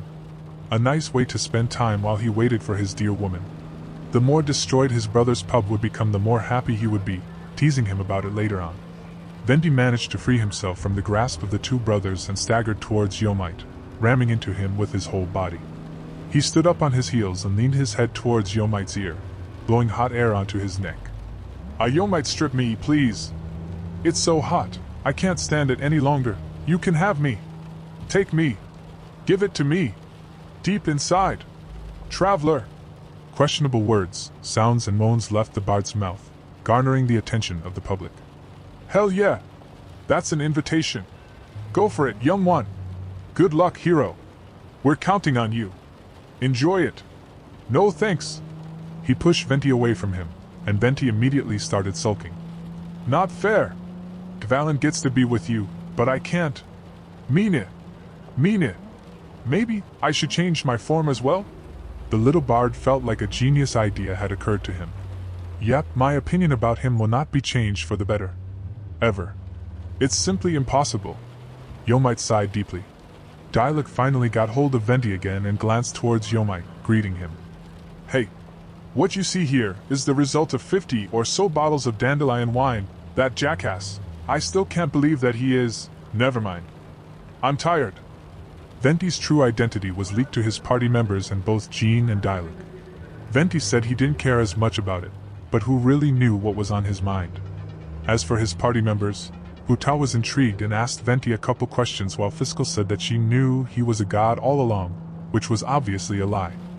After a while, Venti calmed down and fell asleep on the counter. Dialect used this chance to teach the fighting drunkards a lesson they would never forget, and it was finally peaceful. As for the thing Kia wanted from Yomite, it was regarding his new girl. He explained the situation with his new girlfriend to Yomite in detail, and that he planned on turning it into a serious relationship.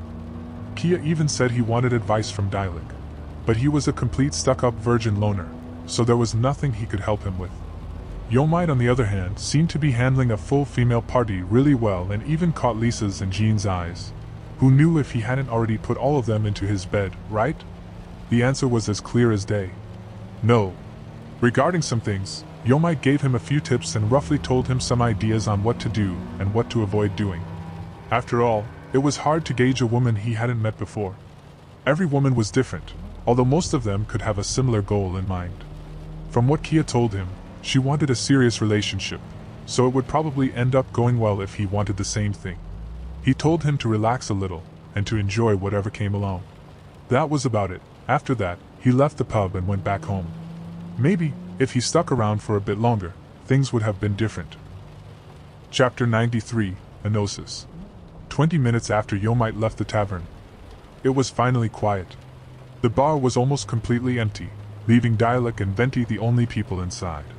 As Dialek planned on closing down, he shunned Venti away, but not without asking whether he could walk back home without dying. He was the god of Mondstadt. Even if his behavior was creepy and disgusting, he still had to make sure he was fine. The city needed him.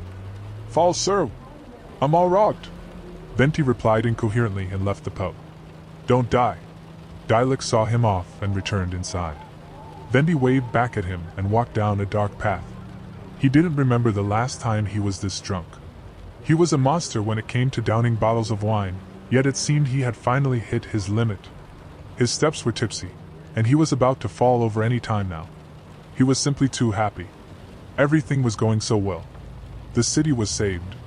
His friend Valen was rescued, and even managed to partially attain godhood, soon to become a fully fledged godlike entity. New heroes that would protect the city in the upcoming years have appeared. All of his worries were quelled. All of this made him unable to stop drinking out of happiness. As he staggered across the empty streets of Mondstadt, barely illuminated by the moonlight, he leaned against a nearby fence and vomited all over a group of flower pots in front of him. Oops, wasn't this the place where the little girl Flora sold her flowers? How unfortunate. Archon Barbados blesses you with his greatness, dear child. Just as he was about to leave, a group of people with masks and hoods blocked his way. The masks they wore were identical to the Fatui, who were roaming the streets of Mondstadt on a daily basis. Hey! Venti let out a sound full of confusion. What did they want from him? Were they his fans? Did they want his autograph or something? Gaining new followers was always a great feeling. Soon, a tall woman with pale skin, platinum blonde hair, and light gray eyes walked from behind her henchmen, power and authority embodied within her steps. A black Fatui mask adorned her face, covering her right eye. She was gorgeous. Her figure was that of a goddess. Her beauty and perfection shone through her eyes. Her rich, blonde hair flowed down her curves, emphasizing her body. She filled every inch of her clothing, without being too revealing. The woman stepped closer, the sound of her heels resonating across the smooth floor to press a slow rhythm of enticement upon the men around her. She stopped a few meters away from him and said, "You know why we're here today, right?" in a determined tone. "I'm glad you finally decided to show yourself, the waste of an Archon in flesh. Right before my eyes." Venti let out a heartfelt laughter at her remark. She wasn't wrong. "What's so funny? Archon of the Wind? Or should I say, the weakest out of all Archons. So weak, he even needed help from regular humans to beat his own pet dragon. Truly pathetic. You should have let Fatui take care of the dragon, yet you simply had to complicate things for us even further and save it." She snickered, feeling confident that she shamed him in front of her subordinates, and successfully made him angry, yet the bard was only smirking. "Say something, you pitiful creature," she called out once more, losing her patience. "No, is just, you're super ugly looking, so funny, like ugly, is th shaky why you cover half of your face with a mask?" Venti giggled without a care in the world, the alcohol in his veins still affecting his speech pattern. Her face scrunched up with disgust as she marched towards him. The words of the drunkard had obviously triggered her. "I don't have time to waste on your pathetic struggles." In a single motion, she plunged her hand deeply into Venti's chest, wrapping her digits around his heart. She dug her nails deep, as hard as possible, to inflict as much pain to him as she could, as a payback for his unfiltered words. She could feel his heart beating fast against her hand. It was pounding, struggling as much as it could, but she held tight, refusing to let go. It glowed brightly in her slender palm, illuminating the darkness around them. She saw her underlings watching intently, their eyes never left the display. "We have what we came here for." She clutched his heart tight in her hand, using all of her strength to twist and tear it. She heard the screams immediately, a high-pitched sound that emanated from the streets. Venti fell to his knees. He placed his hands in the air as he screamed, and as he did, she pulled out something out of his chest, whose physical appearance was reminiscent of a glowing chess piece. I will be taking your gnosis now, Bard Eye. You were barely as strong as a vision user before, but now you're as weak as a little child. Without the power from Celestia, you are nothing. Even the wind you bragged so much about could blow you away. Of course, we Fatri are gentle and understanding negotiators, so I won't kill you. Be grateful. I think I saw you somewhere, before. Whelp, you're still ugly. He mumbled under his breath, while kneeling on the ground in pain. The woman in heels clicked her tongue and walked towards him once more, grasping his chin in her hand. Does Mondstadt call this a god? A resident rodent. Look how impotent you have become. A pretty boy is all you are. Why does your image not reflect your attitude? Sobering up a bit after what just transpired, Vendi stuck out his tongue. Yours does. You're ugly both inside and at the exterior. She frowned and kicked him in the face. Her foot landed squarely on his jaw, sending him sprawling. He was bleeding from the mouth, fresh from the kick he had taken to the jaw. Vendi rolled on the ground a bit, and with that, lost consciousness. She slowly walked forward and stepped on his chest with her heel, boring it deep in his ribcage, but soon, grit her teeth and lifted her foot. She wanted to finish that annoying runt, but her orders were absolute. She scoffed and left with her underlings, together with Vendi's gnosis, which was a heart of God. Archons used it to channel their powers with. Vendi was now powerless. More than he had ever been before. No one had heard or seen what happened that night, despite the screams of the fallen bard. No one knew where the bard disappeared to. He was once again alone. Chapter 94, Save Me. Training with Hu Tao was tough. Of course, they were only sparring with fists and with weapons, not with actual visions and abilities. However, the biggest problem he had while facing her was her shirt and short leggings were really, really tight. You wouldn't normally be able to tell she hid away such an attractive figure, as it stayed hidden underneath the Wangxing funeral parlor director's coat that usually covered her up fully from top to bottom. During her spars, however, she always took the coat off, which revealed her toned body, and all of the rich angles. The shape of her bubble but toned stomach and her small buds kept on bothering him during the fight on a daily basis. Why does she have to take off her robe whenever we fight? She doesn't do so when we kill monsters or treasure hoarders. She can beat my ass even without this kind of advantage. A young man could be seen repeatedly swinging a large sword in his backyard. It was a very thick sword, made out of white iron and one of the strongest minerals called crystal, which he got as a gift from Dialek after they saved Valen. He promised him a good sword, and he truly delivered. Name, Prototype Archaic. Rarity, 4 * artifact. Weapon type, Claymore. Description, this blade is endowed with the elegance of antiquity. It is of equal value both as a weapon and an ornament. Such a fine creation possessed of both scale and subtlety is worthy of a name like no other. May it be known as Archaic. Apparently, Dialek was sent this as a gift from an acquaintance in Liyue that he helped on multiple occasions. This was his gift, yet he gave it away to Yomite, as he had many other weapons he didn't use. The weapon wasn't like any of his previous, disposable claymores. It was far heavier, sturdier and much more powerful than anything he held in his hands before. There were no scratches after he used it multiple times to spar with Hu Tao, and it didn't break even after using his full strength. It was a great weapon. The weapon truly looked like a magical artifact, even exploding and pulsing occasionally when he hit monsters with it, dealing damage to multiple enemies at once. It was shaped to the point that it would at least look like a sword in shape, but it was so thick that if a grown man were to hold it, he wouldn't be able to touch his thumb and index fingers together. Yomite had been swinging that huge claymore around continuously for about 2 hours. The strength of his grip had already been long gone for quite some time. Right now, he was barely holding onto the sword using only the strength of his fingers.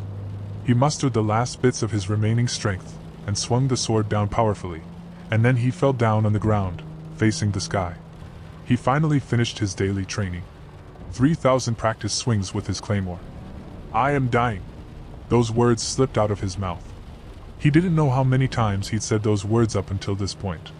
He looked up at the sky, hoping to find some kind of meaning in his life as he gasped for breath. I see, Assistant Kuen, you're dying. You really had a short life. Stay in good health in the other world too. I will send you off now.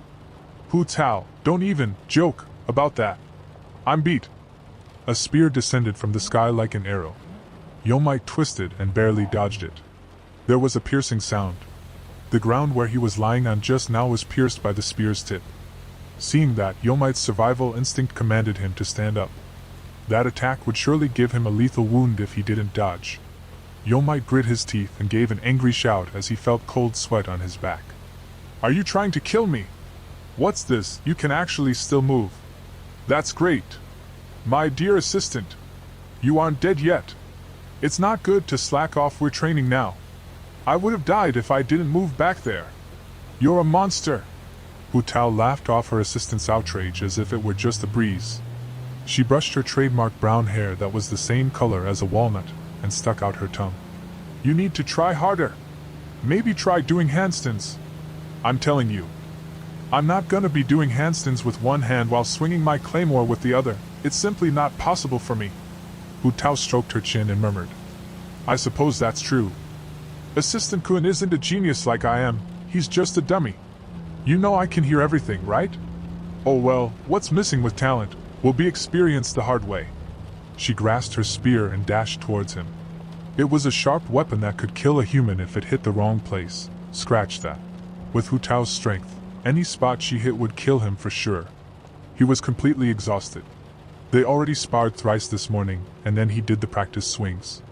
Now, she wanted to fight him again. He was starting to think she enjoyed beating him down into the ground. Yomite felt like he wanted to cry. He was subjected to this torture for the past 2 months. The last time he cried was when his father passed away in his old world. For the sake of that memory, he will not allow himself to let loose on something as emotionally insignificant as training.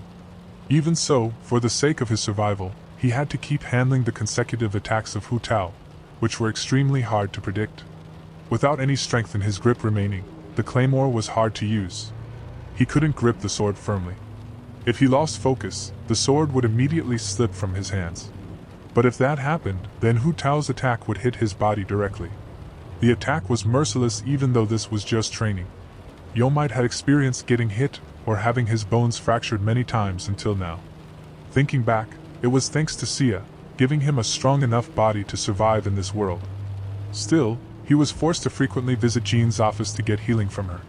He tried going to the Church of Favonius, but Deaconess Barbara told him that her healing wasn't as effective and only worked on things like scratches or bruises, so he had to bother the ever-busy acting Grand Master. Still, he noticed Barbara seemed really down when she was of no help, but he thanked her nonetheless, as he completely forgot Jean used a healing spell during the Valen fight. Chapter 95: Pain and Suffering. If he clashed with Hu Tao in a contest of strength, right now, when he was so exhausted, his sword would immediately be sent flying. Yomite understood that, so he didn't exert any more strength than necessary and took great pains to parry the attacks with the suitable amount of strength. If he made any blunders here, a blow that held nothing back would land on him, and he might potentially bleed to death, and they didn't have a healer nearby. "That's right, Assistant Kun. Using your pinky as the base, transform your grip strength itself into the strength for your parry. That way you don't have to receive my attacks when you're tired. Also, try going for the stance I told you about, you're not using it. I don't have any strength left to use it. Besides, there isn't any persuasiveness in it if you're looking that joyful while talking and beating the hell out of me. Now don't say that. If you have strength to shout, then you're still surely full of vigor.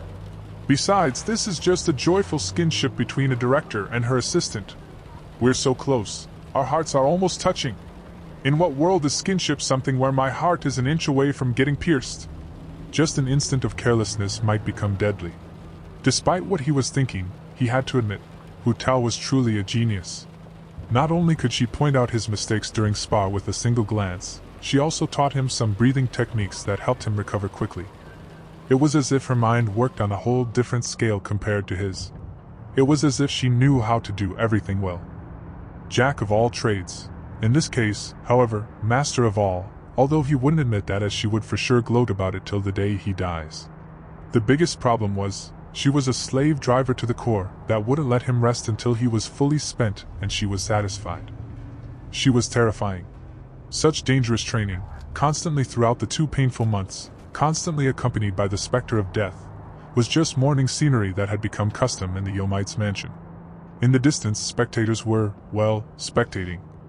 Do you think he'll be alright? Lumen worriedly spoke. She felt like Hu Tao was going overboard the past few days. It was as if she fueled her own sadistic tendencies by beating him up. Paimon thinks he brought it upon himself. If he asked Paimon for training, we would be eating sweets and relaxing every day. Choosing that fire runt as a partner for training was the biggest mistake he could ever make. Speaking of sweets, Paimon has heard that a new recipe called honey bitter roast was released.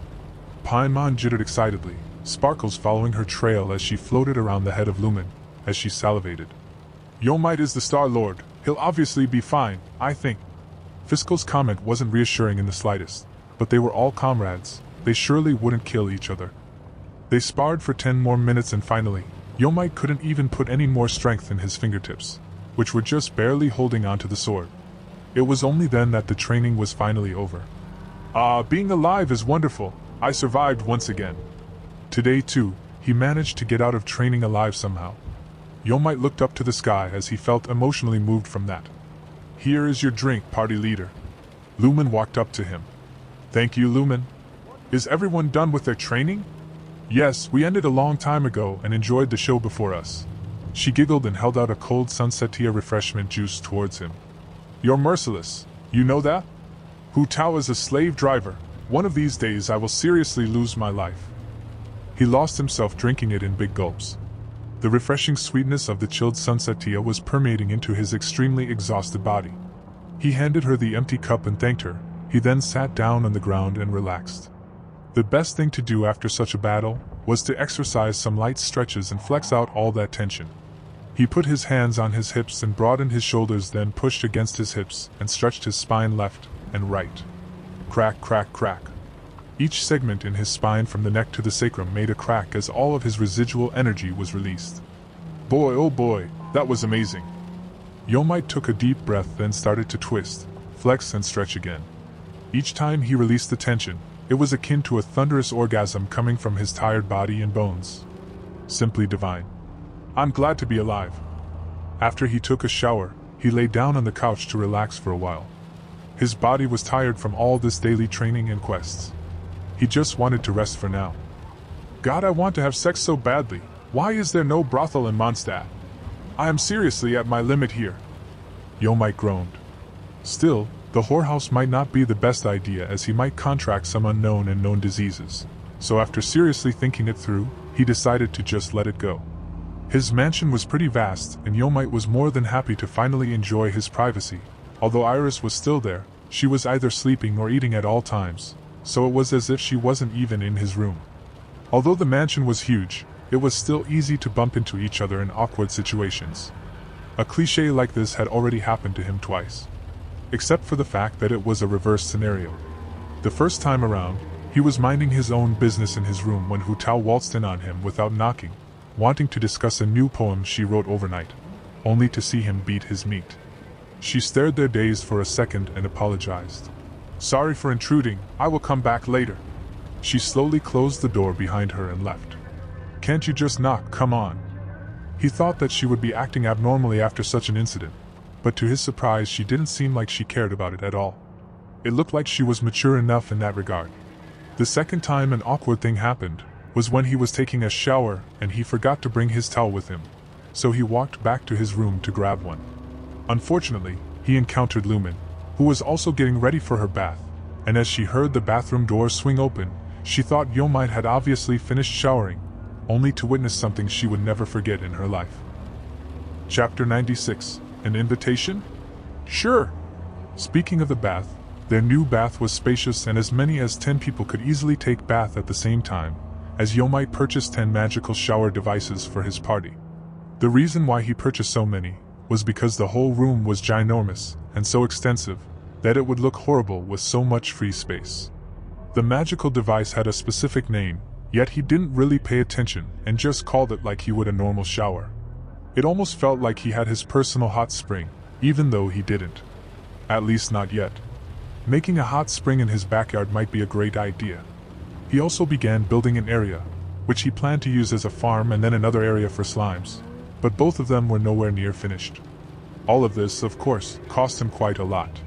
Speaking of money, his current balance from normal quests daily quests, personal requests, treasure chest finding, mob farming, and the reward as a hero for the past 3 months was 97 million Mora and 8k Primo gems. He was quite loaded from abusing the party system, just as he planned. And he loved every single bit of it. He would even have much more, if it weren't for Iris, whose expenses ranged from 200k Mora to 500k Mora a day. She just ate way too much, and he had to do something about that. Of course, part of the profit was the money of his party members, but all of them had agreed it would be better for him to safekeep or else there might be chaos with their finances. He gave them all a monthly paycheck of 2 million Mora, and if that wasn't enough, he would give them even more. They deserved it, as it's thanks to them he was so rich right now. He had yet to understand what the Primo gems were used for though. He asked Iris, but even she didn't know. Or more like, she wasn't interested in such insignificant things when she was a dragon, so she didn't pay attention to them. Other than basically swimming in money, after they've saved Iris, there were still hundreds upon hundreds of scales left over from the slave and master pact of Iris and Yomite, where she shed her husk and formed a new body for herself. Yomite ordered Lumen to collect every single one and put it into her inventory, as maybe they could sell the scales later and get even more money. While Lumen was painfully storing away all of the scales one by one, after half an hour of doing so, she noticed some weird things floating near the scales. Name: Dvalin Sai. Rarity: 5* material. Description: a bit of power taken from the whirlwinds evoked by the dragon of the east. Beautiful and transparent, both trade winds and tornadoes will work in its name. The winds move as its companion, its voice, and its freedom. Its enemies are the thousands who stand against its wind. As the name implied, the bundle of wind that was connected to the scales was called Dvalin Sai. Lumen grabbed some bottles from her inventory and quickly stored them away. They managed to obtain 6 of them, although they didn't know their use. Iris mentioned they might prove to be really useful in the future for alchemists. Asterisk. Currently at Yomite's mansion. What are these lumps of fat? This isn't feasible. It's cheating. Cheating. Fiscal's voice of outrage echoed throughout the building. Doth not toucheth mine divine body without mine own master's permission. Iris coldly replied. She was certainly not enjoying the shower, but as it was her master's wish, she had no choice but to oblige. Fiscal switched her gaze to Lumen and almost choked on her saliva. Lumen! I thought you were one of us. Inconceivable. You were hiding that huge pair of schnitzers this whole time. And no, I wasn't trying to hide anything. They always looked like this. My clothes were just designed that way. Please don't stare so much. Retribution. And no. Wait. On. He heard the voices of the girls, getting ready to take a bath together. Happy thoughts, happy thoughts, happy thoughts. Don't get hard, don't get hard, don't get hard. Yomite chose to turn his brain off momentarily. When it was shower time, someone had to go with Iris, as otherwise, she wouldn't take her shower willingly. Iris hated showering and was very much against it. When they asked her why she hated it, she said something about losing essential oils that nurtured her body and hair. None of the girls understood what she meant, and Yomite also wasn't knowledgeable enough about the subject, although he heard that term before. He was more than willing to shower with Iris, but thou shalt imply anything venereal like that once more, and this Prinzessin der Veritiling shall bestow a divine punishment upon your majestic Archaeopteryx lithographica, and cut it off. Cut it off. Yomite gulped down and backed away quickly. This was more dangerous than he thought. About a half an hour later, his peaceful break was interrupted by an overly energetic girl. Heya! Hu Tao smirked before sitting next to him on the sofa. What is it now? Are you so energetic that you want to fight again? You already beat me down 4 times today. Let me rest, I'm begging you. The tone of his voice was low and very much tired. No, no! Quite the opposite. I know today must have been truly tiring for you. And you were doing your best. She started with a smug tone. So let me reward you personally, Assistant Kun. Yomite looked at her in confusion, wondering what kind of escapade she wanted now, until she pointed at her thighs. He froze. A look of surprise appeared on his face while his female companion smirked. Hu Tao patted the milky skin on her exposed legs and invited him again.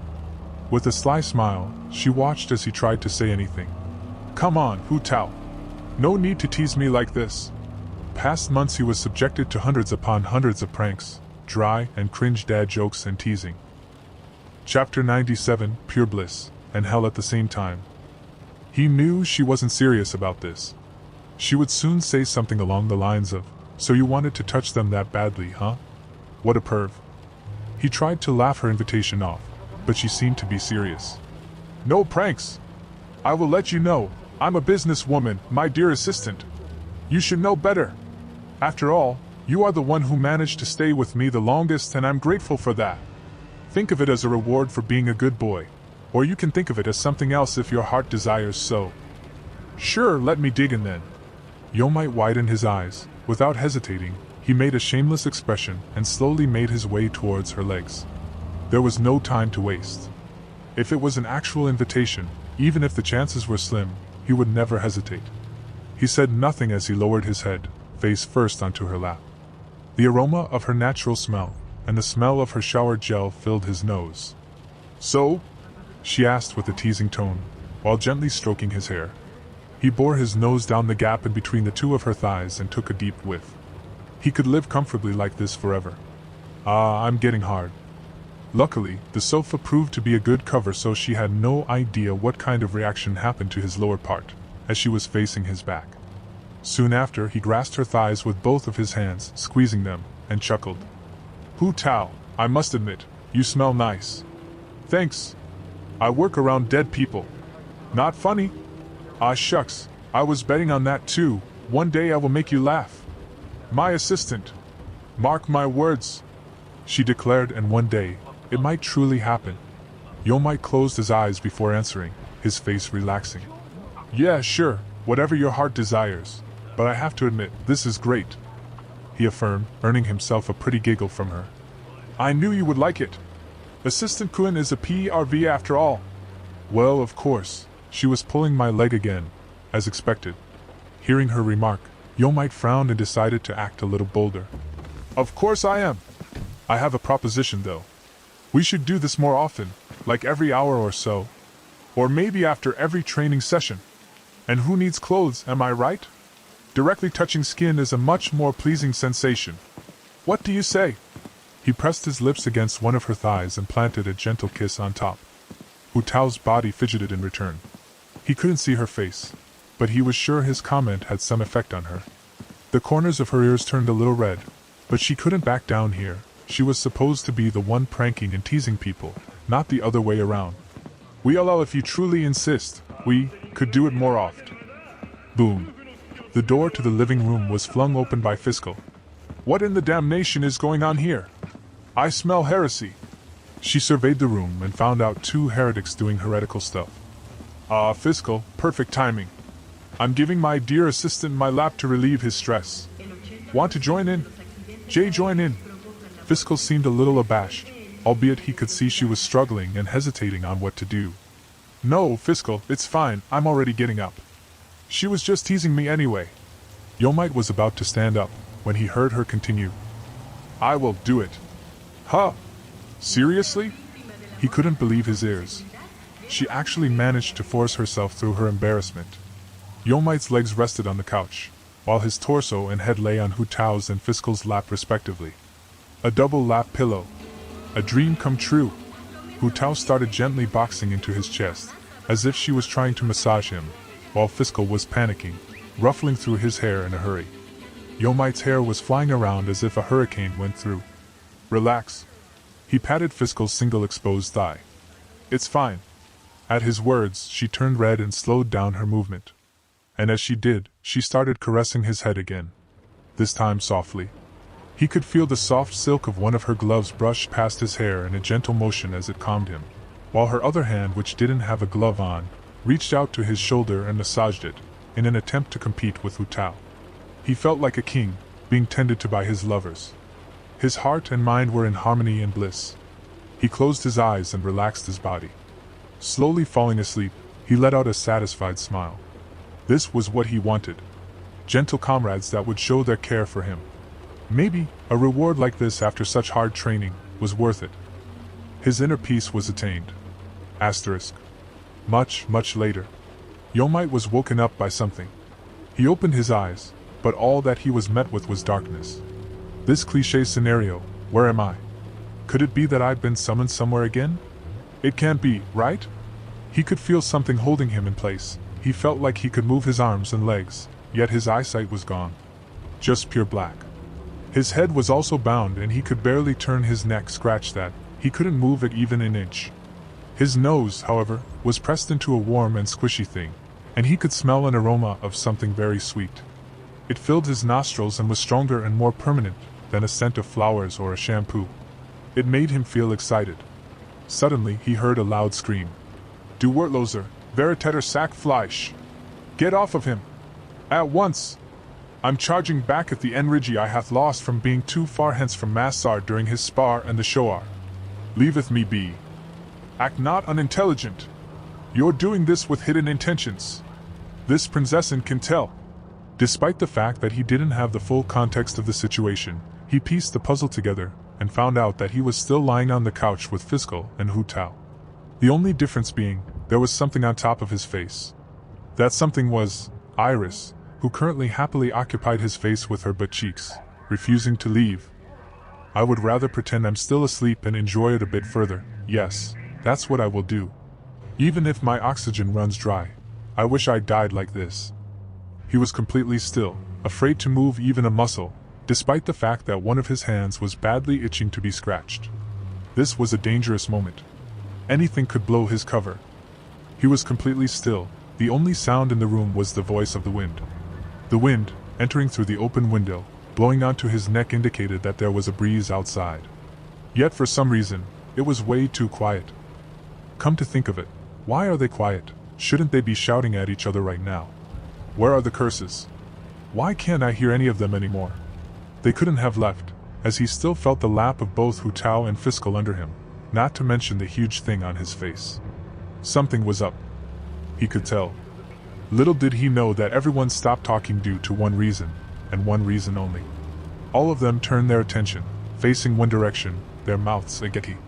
Unable to withstand the combination of the massage, the lascivious smell that filled his nostrils, and a huge butt that pressed against his face, Yomite popped a boner, in his sleep. Ah, now I get it. No. I can feel it. Let's just continue pretending like I'm asleep so that they think it's just my sleeping reaction or something. But why would she even sit on top of his face? Did she do that on purpose or had no idea what she just did? Was this the beginning of an unseen seduction? No one knew. Either way, the fact that everyone from his party had seen his erection through his clothes was a bit embarrassing. But there was nothing he could do. After all, it wasn't his fault to begin with.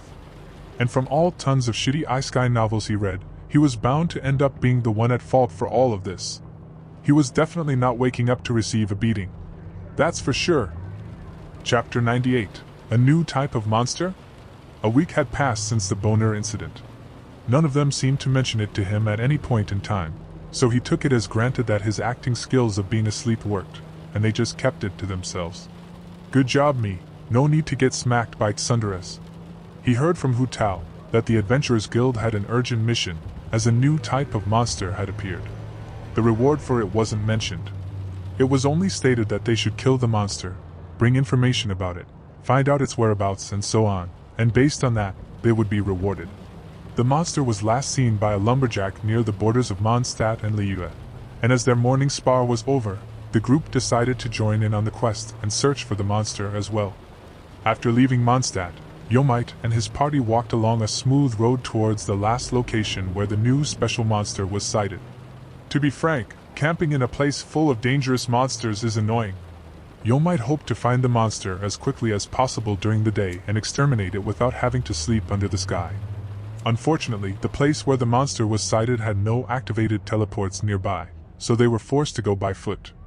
Well, in the worst-case scenario, they might just teleport home and sleep there, but first they had to find at least one teleport nearby to save their progress. Don't worry, leave it to me, Assistant Kun. I shall send all monsters flying with a mere movement of my staff. I will protect my Assistant Kun. Oh, and the rest of the party too.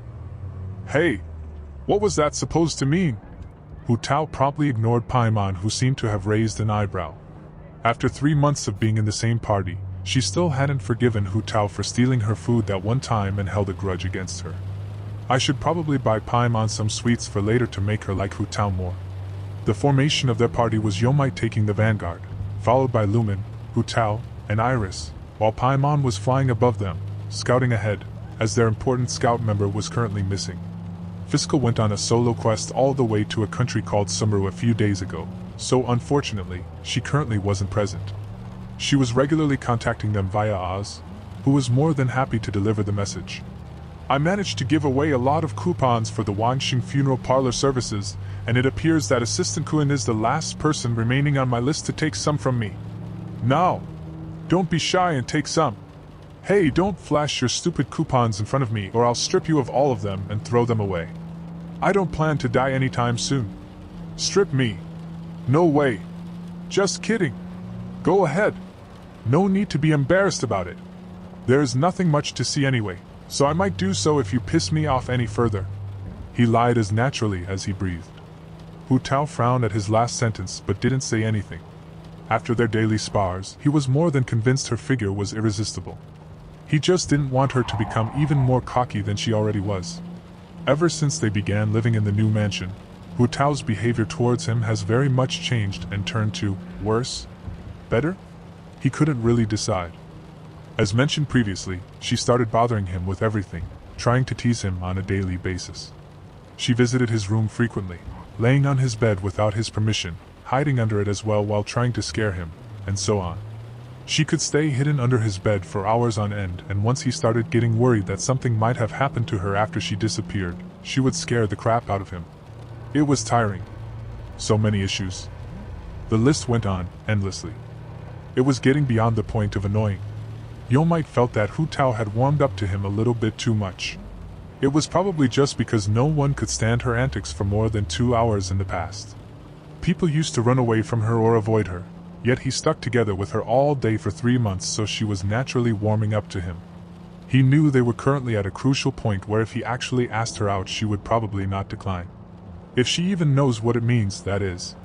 She probably doesn't understand the concept of love and takes likeness to another level as a form of teasing, a very troublesome situation. He could feel her feelings, even without checking their relationship level status. It was pretty apparent that her teasing was a form of Hu Tao showing her affection, and he had to admit it was pretty childish, albeit really cute sometimes. He was also glad she was making progress with other people and slowly learned what she should and shouldn't say out loud. Hu Tao and Fiscal were besties and got along really well.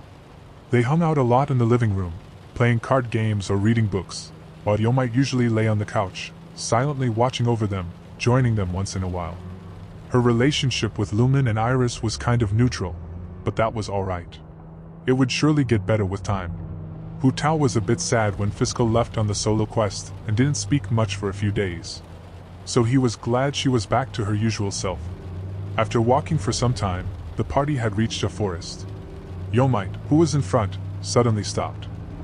Someone's there, a little girl? When the group heard Yomite, they all gazed in that direction.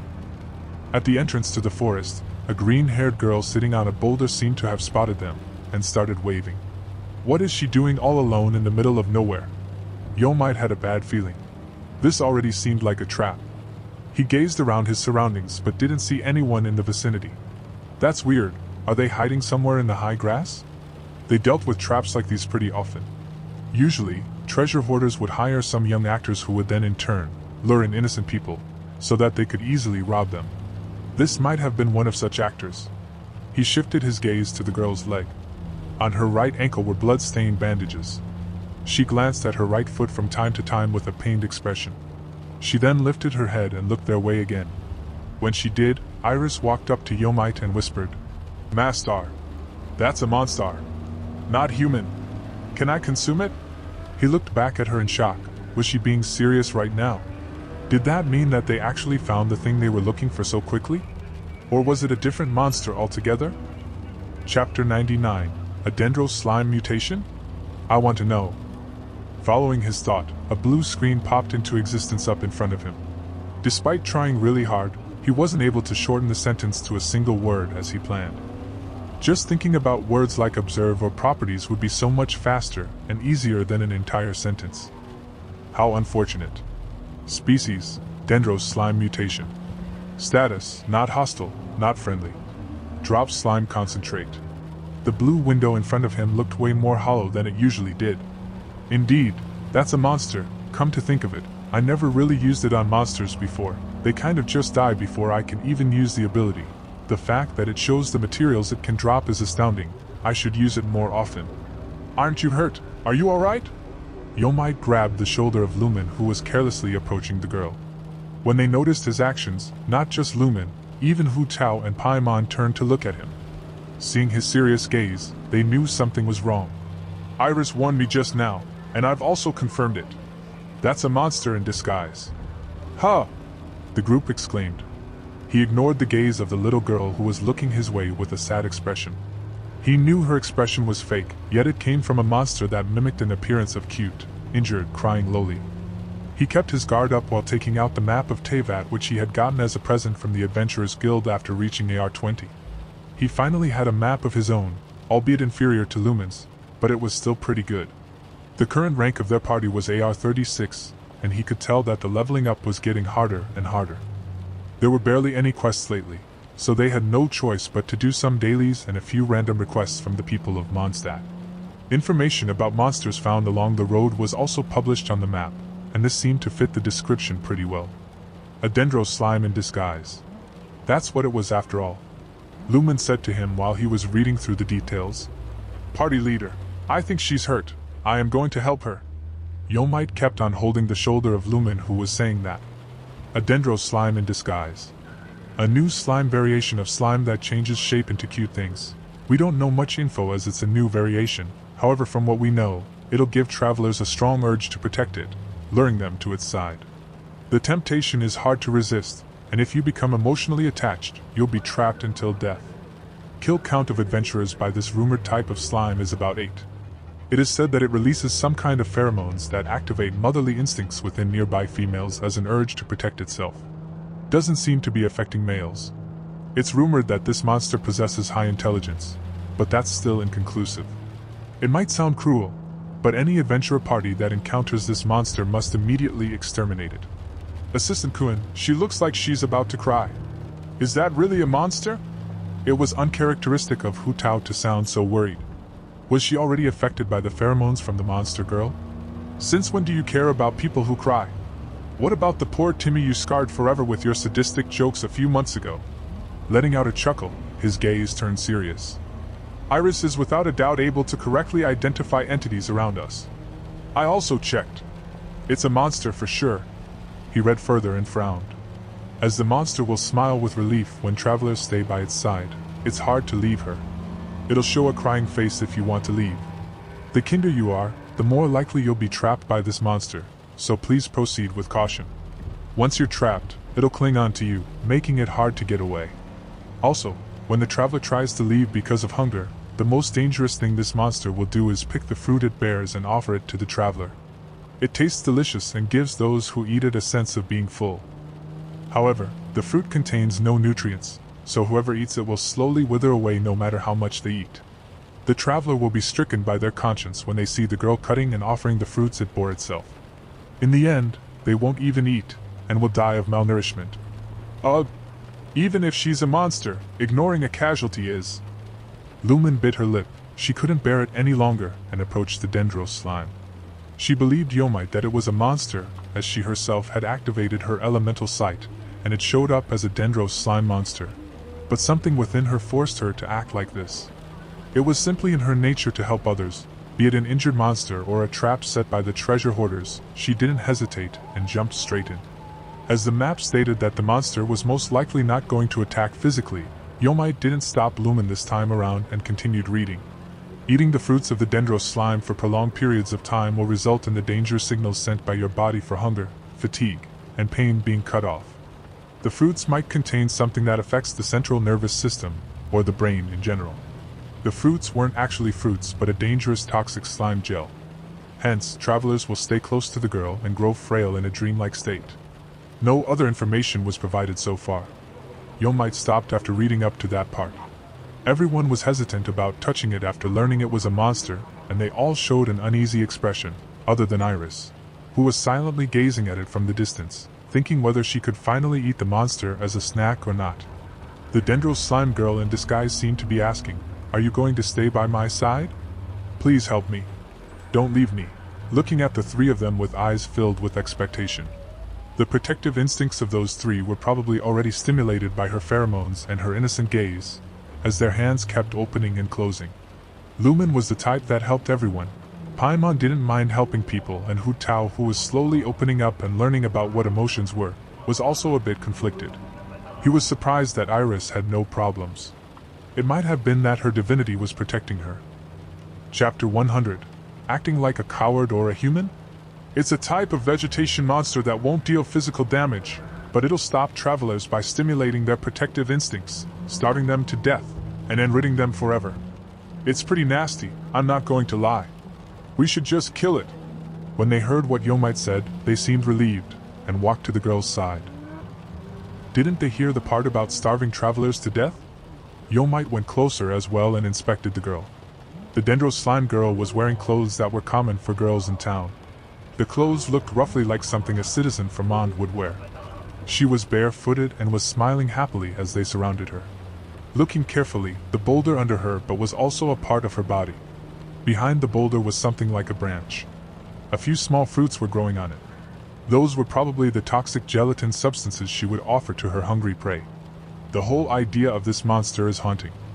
Be it the clothes she was wearing or the blood-stained bandages, all of these were mimics to draw the attention of people. All of them were fake. Disguising herself as a lowly who couldn't move due to her injury. How evil. Its intelligence must be relatively high. I do wonder how a slime could evolve like that though. Maybe in the future, I will be able to get myself a slime girl, hee hee hee. The three of them didn't care about what he was thinking and started doting on the girl. Lumen gently reached her hand out and the girl showed a hesitant face that seemed to be saying, "Can I hold your hand?" and took Lumen's hand. After holding Lumen's hand tightly, her expression changed to that of happiness from the bottom of her heart. The three of them were completely taken in by that expression. Yomite stood before the Dendro Slime girl and drew out his claymore. This monster was too dangerous. Its effects were almost like a full-blown hypnosis. And if it worked even on someone like Hu Tao, there might be huge issues if left alone. He had to take care of it. He was about to strike, however, Lumen got in his way, stretching out her hands in a protective manner, defending the girl. "Lumen, are you crazy? I almost cut you in half. You can't kill it." She pouted as she embraced the mimic girl, squashing her cheeks against her. "No, hold it, that is monster. A newfound monster that killed people. Besides, Lumen has Paimon. Why is she embracing this cute lowly? Even Paimon is," hugging the lowly tightly. Lumen held the hand of Dendro girl and looked up at him with pleading eyes. Just like a kid pleading to her parents not to send away a kitten she picked up off to an animal control, or a kid pleading for new monthly Xbox Gold Live so that she could play online with her friends. Lumen's face was indeed dangerously cute, nothing like her usual emotionless expression. The pheromones must have gotten her good. "You ugly tattoo, Paimon doesn't usually ask you for a favor, but now is the time to do so. Leave this girl be." Paimon seemed very hesitant just now. Despite knowing that it was a dangerous monster, she still decided to protect it. Hu Tao stood up. "No. If my dear assistant decided to exterminate it, then it should be done. We are on a quest after all. I just came here because I thought it was injured, but it wasn't hurt at all. Judging from this monster must be a very cunning mimic.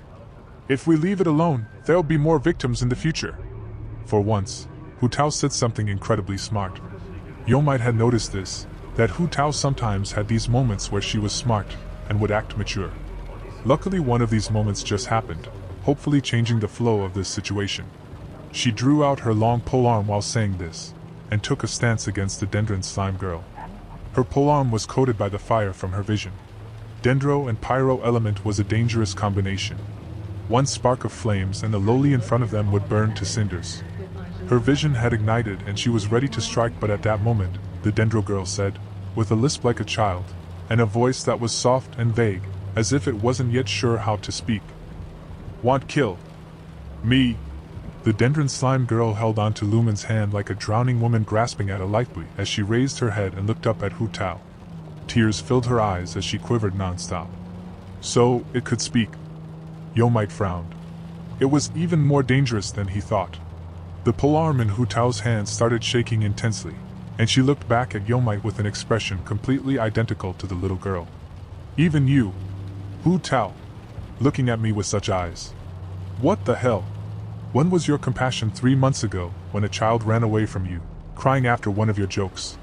He held it in and took a deep breath. He pushed the immobile Hu Tao aside and walked forth with his unsheathed claymore. This monster needs to die. It's a quest after all.